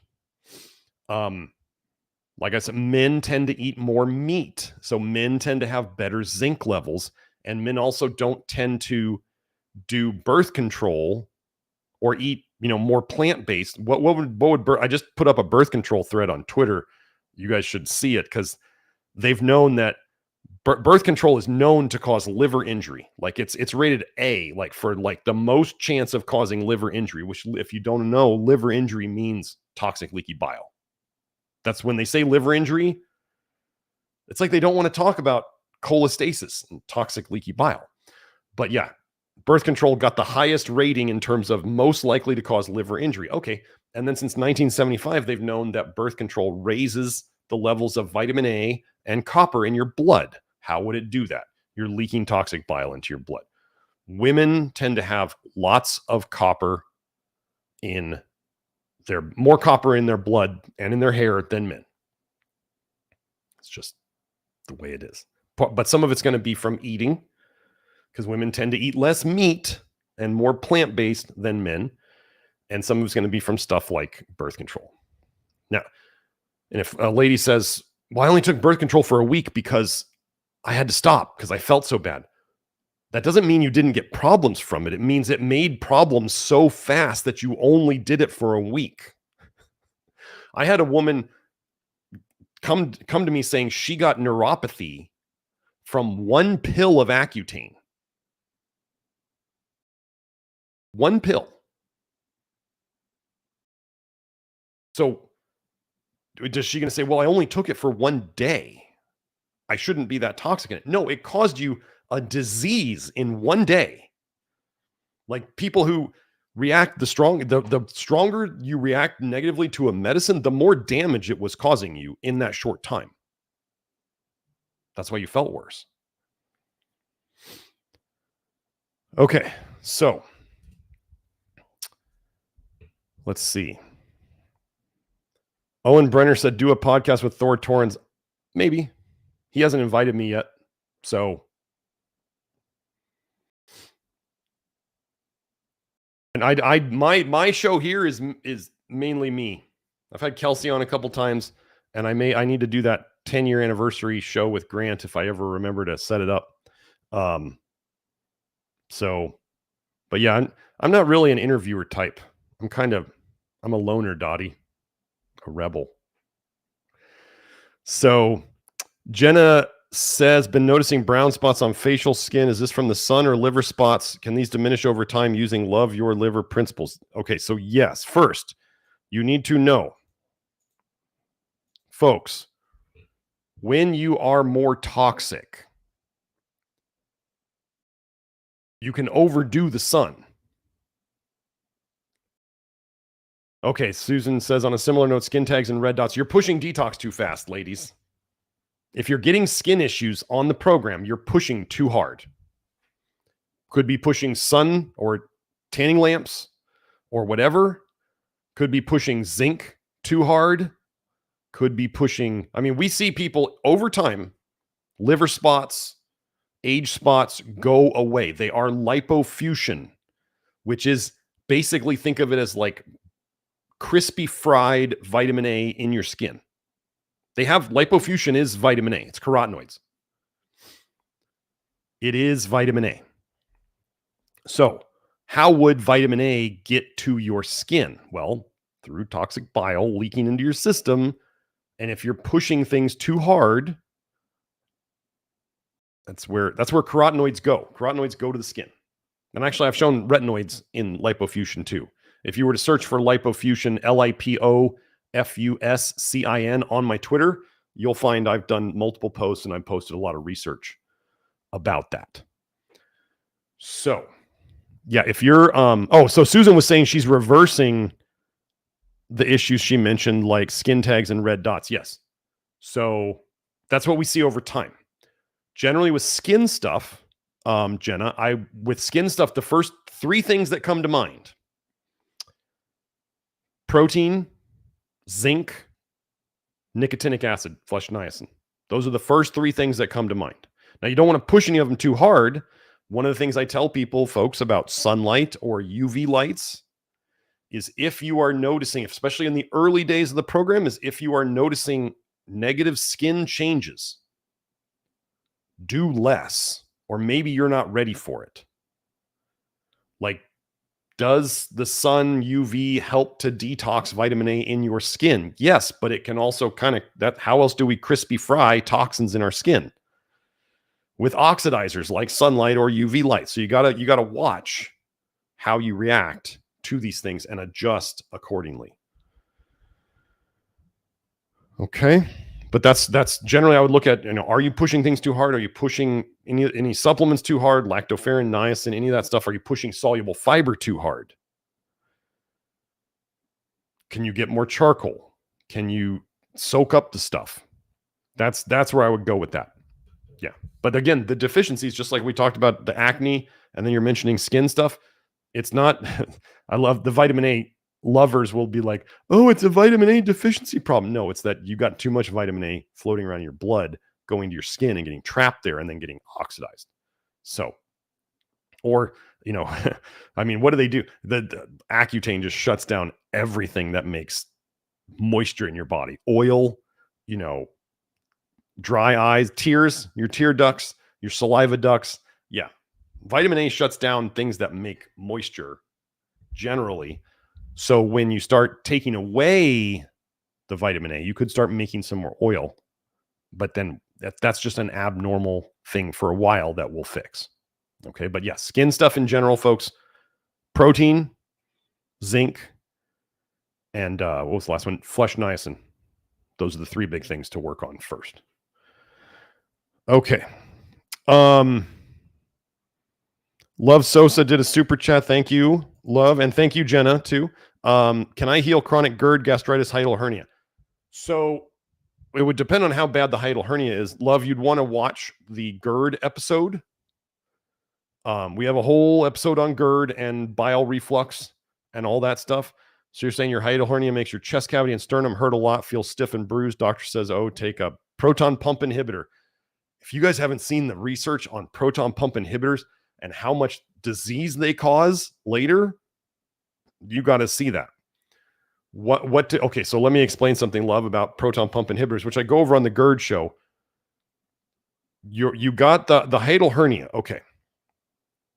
First, that is most likely due to bile coming up into your stomach and kind of eating away at that lower esophageal sphincter and the diaphragm surrounding it and paralyzing those muscles, and it just basically opened up.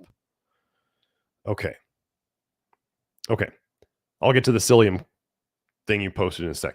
So that hiatal hernia. Now, okay, sometimes folks, I don't know your situation, Love, but sometimes with hernias and other things, sometimes the body can heal them, and sometimes if it's gotten too bad. So Joe posted the GERD episode in the live chat there. So sometimes if things have torn open too bad, too much, and there's too much tension on them from the tissues pulling on them, you may not be able to get it to go back. It might require surgery. I just don't know what the situation is. And so we'll go over the things you just said. But if there are other things, you may want to look up the other hiatal hernia things where it's like you drink a glass of water in the morning and then you kind of lift up your heels and slam them down on the ground, and you're trying to actually like use the weight of the water in your stomach to pull your stomach down so you can give it some time for the tissues to heal and seal your stomach down below. So there are other things like that. There are adjustments. So if you wanted to find out if there's a chiropractor or an osteopath in your area, you'd want to ask them before you go in and see them, do you adjust hiatal hernias? You can look up self-adjustments on the internet, YouTube. You can do all these things. So you were saying you've been taking psyllium, you letting it activate makes the stomach feel okay for GERD, but when it wears off at night, it burns again bad. You could take it again. Like you could take it again. I would definitely, if psyllium's working or if charcoal's working or if you can mix them, and charcoal needs to be for GERD. Like I said earlier, it needs to be a powder. It needs to be mixed in the water. You can't take charcoal pills if you're trying to hit your esophagus and your stomach. It must be a powder, so it's coating it. Imagine that Pepto-Bismol commercial, right, where it coats everything pink. You want the charcoal coating everything black. So yeah, putting the psyllium in, as you're saying, you're doing the right thing. The psyllium in the water, you're letting it swell up and soak up a bit, and then you're taking it, and then what does that do? It soaks up the bile that's in your stomach, which is causing the problem. And then what's going on is there's a circadian rhythm to bile. Most of us have a bile dump at night. Don't know why, it just happens. And that's most of the time probably why you wake up at night. So you can always have another thing of psyllium as long as you're pooping okay, Love, and it's not too much soluble fiber that it's making you not poop. Yeah, you could do more psyllium. Don't hesitate on that. Don't think that one dose of psyllium has to last you the entire day. But yeah, you can do the tilting your bed up, where you elevate the head of your bed an inch or 2 or 3 if you want to get crazy. Yeah. And then I go over other things in that. I talk about zinc carnosine, and there's other things that you can do. But yeah, charcoal and psyllium are going to be your best friends. And then figuring out how to manipulate your hiatal hernia. I had a guy, I worked with him now probably 14 years. And his biggest thing, he came to me with reflux and a hiatal hernia, and he could only eat 3 foods. And I did a bunch of things for him over the years. This was before the vitamin A stuff. I couldn't figure it out. Started doing the vitamin A stuff. He stuck with me. I told him at one point, I've told this story before. I said, I got nothing left to help you, man. I don't have any more tools. Like, we've tried everything, all the typical naturopathic stuff. He's like, that's okay. You're the only doctor who listens to me, and you don't think I'm crazy. You don't think I'm making up stuff. And so he said, I'm going to stick with you. So we stuck with it. Funny thing was, the best brand of charcoal is Zen Principle activated hardwood charcoal. They sell it in bags on Amazon. There's an 8-ounce bag and there's a 2.5 pound bag. I have the 2.5 pound bag. Back when I used to take it a lot, I went through a whole bag. I was doing, at one point I was doing 1 tablespoon of charcoal 3 times a day. Yeah, Zen Principle hardwood activated charcoal. So yes, okay. So you do the psyllium intake when you wake. You'll try to do it more often. Yeah. So if you're pooping, okay, yeah, definitely. I mean, always go with what works. If it works, do it more. You haven't tried charcoal yet? Okay, so that gives you something. So you can mix them too. You can try them separate. You can mix them together. And, you don't have to do full doses of both. You can kind of cut the doses if you mix them together and just see what works best. Absolutely. And then over time, as you're eating, the right way or closer to the right way, then we should see this problem go down. So anyway, but back to the guy who had the GERD and the hiatal hernia. I mean, he was a shut-in. He didn't leave his house because he could hardly eat anything. He's drinking water made him get acid reflux. Found out later, I started doing the vitamin A stuff, and he said he kind of wanted to watch me because he'd seen me over years and years do all these different things. And he said he didn't want to tell me right away about the vitamin A thing because he wanted to see if I was going to stick with it. Right? It's kind of like what we do with our spouses or our kids. Or, are they going to stick with it? Let's just see if he sticks with it. So he watched me to see if I stuck with it for a while before he told me. Then later he tells me, as a teenager, as a kid, he grew up on an orange tree farm, like an orange farm, and he used to go out in the trees, as a kid, and just eat oranges all day long. Tons of vitamin A, right? And then he also said that as a teenager, he used retin-A on his face, which is retinoic acid, which is the most toxic of the vitamin A's. And then he finally started doing the program, and now he goes out social dancing and he has his life again. And he just told me the other day, actually, we had a consult, and he said the only time, he says he knows what to eat now. And he says if he strays from it too much for too long, he starts getting symptoms again, and he knows he has to go back to eating right. So he just kind of chuckled. He's like, yeah, I know. I get my butt kicked. When I stray too far for too long, I get symptoms. And so he says, I go back to eating, and I'm eating the right way, and then it all goes away. So yeah. Okay. So yeah, if you're pooping well, love, and it helps your stool better, then yeah, get that psyllium going. Yeah. You could do it. You could do it 3 times a day. There was a point in my experimentation where I was taking a tablespoon of charcoal. I'm not saying to do this. It was too much for me. But this was when I was really testing out the soluble fiber thing, kind of like Will did for a while. May still be doing. I was doing a tablespoon of charcoal and a tablespoon of psyllium in water 3 times a day, and I was eating a cup of dry oatmeal with water in it at breakfast, and I was eating like a can of beans at lunch. And yeah, that was a lot of fiber. I think I was getting on average about 60 grams of fiber a day, plus all that charcoal. I was still pooping, but I realized later that I didn't need to do that much. So Emma said she dated a vegan. She's still coming back from it. The copper problem is real. Oh yeah.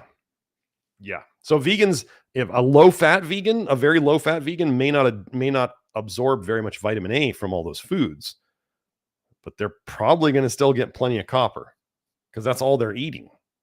Like, you're welcome, love. Oh, you're welcome, love. So, right. Substitute Professor, thank you for the super chat, says, any insights into common warts? I had very strange reactions when getting rid of them by freezing. Too much to explain here, but I'm curious about what your explanation is as to why they occur. Well, they say they are viruses, right? They're viral.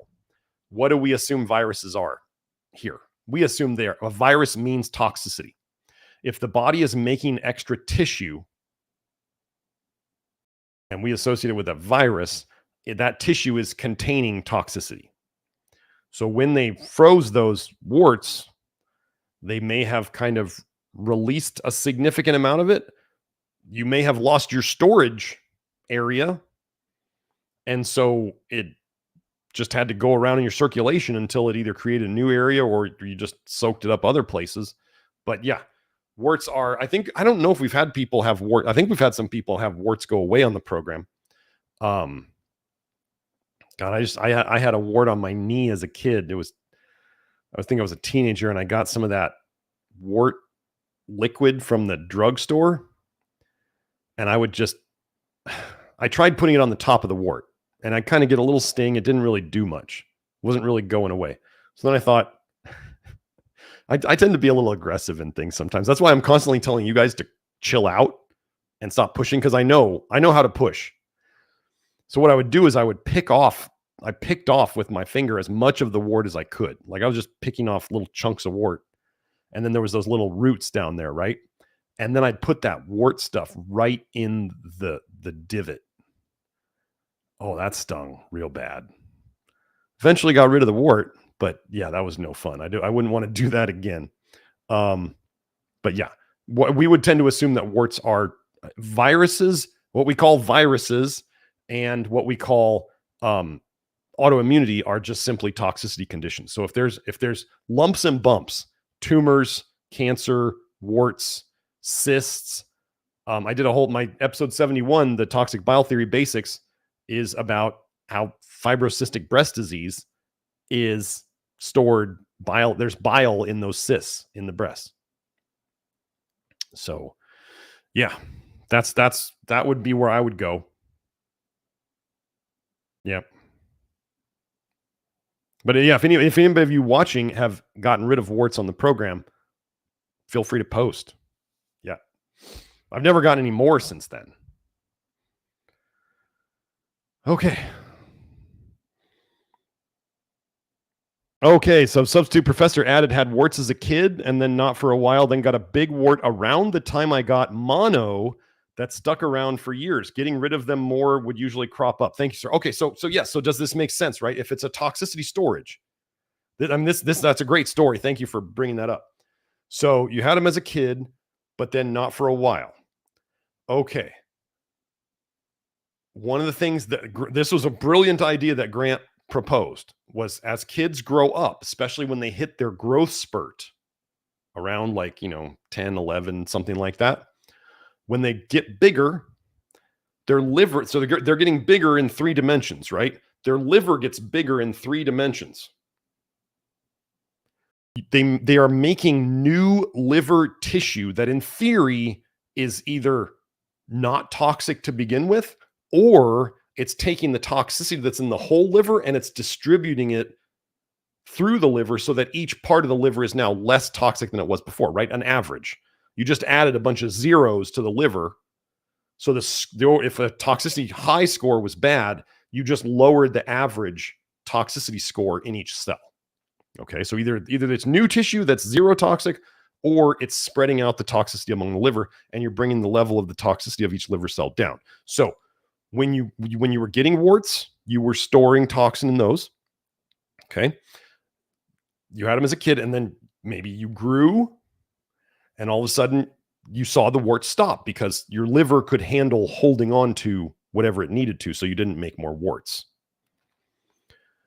Okay, so then you said, then you got a big wart around the time you got mono. Mononucleosis, that's a toxicity state. Absolutely. Epstein-Barr virus, right? So that's a toxicity state. And then you got another wart. So we have toxicity condition. We have toxicity storage. Okay. And then we had that stuck around for years. Okay. And then you said getting rid of them, more would usually crop up. So if you remove the storage and you've still got the toxicity coming in, or you've still got enough toxicity around that your body wants to get it out of circulation, it makes new storage areas. So thank you for doing that. That all makes sense. And I'm glad you appreciate the explanation, because toxic bile theory is pretty cool when it starts to explain why our bodies do these things. Okay. So you said, substitute professor, when I got mono, my libido really suffered for a while. Eventually I got better, but I still had this wart. Killing the warts, my libido went really high and then went worse. You're making sense. Thanks. So yeah, the libido going really high could, okay. This is going to sound weird because everybody out there wants libido to be like the be all end all of hormones, right? But we've had lots of people here, men, particularly, mostly men, who have said that when they were at their most toxic was when they were the horniest and was when they tended to have the most problems with like excessive masturbation and porn. Gosh, why would they want to make us toxic and then give us all these things to facilitate it? So excessive libido, there's a healthy libido, right? There's a healthy libido, but then there's also an unhealthy libido. Like when guys are taking steroids and their libido's like through the roof. That's not, their liver's not doing well. That's a bad excessive libido. Okay, we know from old medical textbooks, and we've had two people get this symptom, selenium toxicity in some people. If they take too much selenium for them, one guy was eating 30 Brazil nuts a day. That's how he gave himself this problem. He found an old medical textbook that said that one of the symptoms was sexual thoughts that were like intrusive sexual thoughts. Like you could not stop thinking sexual thoughts all day. All day long, it's just like hammering in your head. So toxicity can cause excess libido, and there's an unhealthy libido. And then there's a healthy libido. So yeah, so you when your libido went really high, that could have been, right? You took away the storage container for whatever that toxin was. This is one explanation. You take away the storage container, your body has no place to put it, so it's in your blood, so it causes what it causes. And then eventually you make more warts and you put the toxins in there, and then your libido comes down to the unhealthy low level that it was at. That's one explanation of it. So, oh, hello, Zen Dog Breath. We already went over your bee and wasp sting testimonial earlier. Sarah got that one for me. So, oh, Emma said, whenever I've had depression, it has coincided with a high libido. I do think, okay, so Emma I do think that high copper will cause an unhealthy libido in some people. Not everybody, but I do think high copper can do that. Absolutely. I think I have gotten information from men who were willing to share this with me that when they were more toxic, their ejaculate was yellowish. And their partners complained about the taste of it. And as they got more healthy, their ejaculate turned more white, and their partners actually noticed that it did not taste bad. So, with that simple observation, what if a man getting a high libido and, doing that more often is actually a method that their body is trying to do to expel toxins from their testicles? And then we get them less toxic over time through the diet and all the other things we do. And then they don't want to do that anymore. It's just things that we observe. Like we have people who sweat yellow in their sheets. They turn white sheets yellow. And then that stops.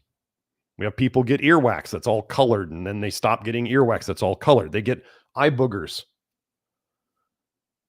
that are colored, that then stop coming in color. Your body is trying to, people who are horking up phlegm that's, colored, and then that goes away. So we get rid of this toxic. The toxicity doesn't have to come out anymore because we're not putting it in anymore. And we can see it coming out of us. But yeah, it's very common for, let's say, birth control pills to reduce libido. But key saying, anything can cause anything. So, and we see birth control pills often raise copper levels in women's blood. That's very normal. But what about some women might get that kind of like unhealthy excess libido from copper too. So it can happen both ways. Okay. So oh yeah, we're at 12:30. I'm going to have to wrap this up. I got to get to the inner circle in the network. I said, Joe, just double check, make sure I got all the super chats. Let me just add a couple things here at the end. So again, Sunfiber is back in the VIP store. We'll have it in the normal store soon, but Sunfiber is back in the VIP store for Love Your Liver members and our clients and all that stuff. And then we'll open it up very soon to the outside world. And what else do we have going on? Nothing else too exciting in the future.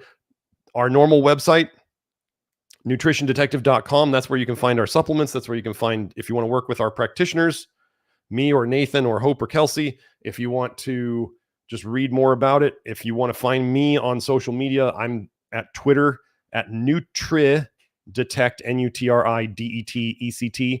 That's where I tend to post a lot of stuff. For those of you who are interested in I am working on the hair regrowth program. And I know I'm still cutting my hair short because I haven't finished the process yet, but I've done 2 months of it and there's noticeable changes. We can see the changes happening. And I'm really excited to do. I just got all my stuff for another 2 months. I want to go a bit longer on it so I can have more evidence. But yeah, we can see it. It's happening. And even the guy who I got some of this information from told me, he's like, well, with your age and your pattern, he's like, you may be cooked. You might not be able to do it. Well, I took his program, I improved upon it, and we saw significant changes in 2 months. So I don't know if I want to have long hair. I've always had my hair. I've had my hair this length since college. I don't know if I want to do my hair anymore. I don't care. But let's see. Okay. So yeah, that's about it. Well, the Love Your Liver program. Since we talked so much about the Love Your Liver program today, you find that at members.nutritiondetective.com. Just want to emphasize that is a do-it-yourself program. There's 2,000 people in there, 2,000 plus people in there who are all very willing to help and very willing to answer questions. And, it's like a social network. That's like what a social network should be, where people are working together. And I rule that place with an iron fist. So I will not deal with trolls coming in there. I don't deal with trolls anywhere at all. People can be just rude to me on Twitter and I'll just axe them. The biggest punishment I can do to people who don't appreciate this work or don't get it yet is to take my work away from them. And I'm happy to do that if people don't appreciate my work. So if you ever want to ask me a question on Twitter, be respectful. Actually, we've gotten quite a few people who started their questioning of me on Twitter respectfully, and I showed them the evidence, and they went and like Will and Mike Roberto, a bunch of guys who are really the biggest fans of this work now, and the Zen Dog too. A bunch of these guys were questioning it at the start. And they came at me and they asked questions respectfully, and I answered them with research, as I do, and they are now total converts and they believe in all we're doing. And now Mike posts all sorts of research on carotenoids on Twitter and all this stuff. So yeah, if you want to tell anybody on Twitter about me, you may want to warn them, don't go in with your guns blazing, because I'll just kick your ass out. I'm not there for people to pollute my timeline with their nastiness. That's all. So, okay, you're welcome, Aaron. Yeah, that's what we got. I will see you all next week. I'm going to have a topic next week. I will have a topic next week. So we'll see you then. Have a great week. Oh, well, actually, let me ask you this one last question. Fabuladium asks, do I have any thoughts on NMN, as in nicotinamide mononucleotide? He said, I've seen anecdotes show nicotinic acid raises NAD higher than NMN. It's not anecdotes, it's research. Kelsey's shown me the research. I probably have it. I could find it on my Telegram. Okay, nicotinamide. We don't ever want to use anything niacinamide or nicotinamide. Nothing. We don't want to use it. It's a recycle product of that pathway. You don't want it. Think of it as trash. Like, we don't want it. Your body has to use a bunch of energy to try to turn nicotinamide back into NAD. So the research shows that flush niacin, nicotinic acid, makes more NAD than NMN. As Kelsey always puts it, nicotinic acid is less expensive and the most effective of all of them. So why bother with anything else? That's the simple answer to that. Okay. Y'all are welcome. We will see you next week. Have a great week. Bye now.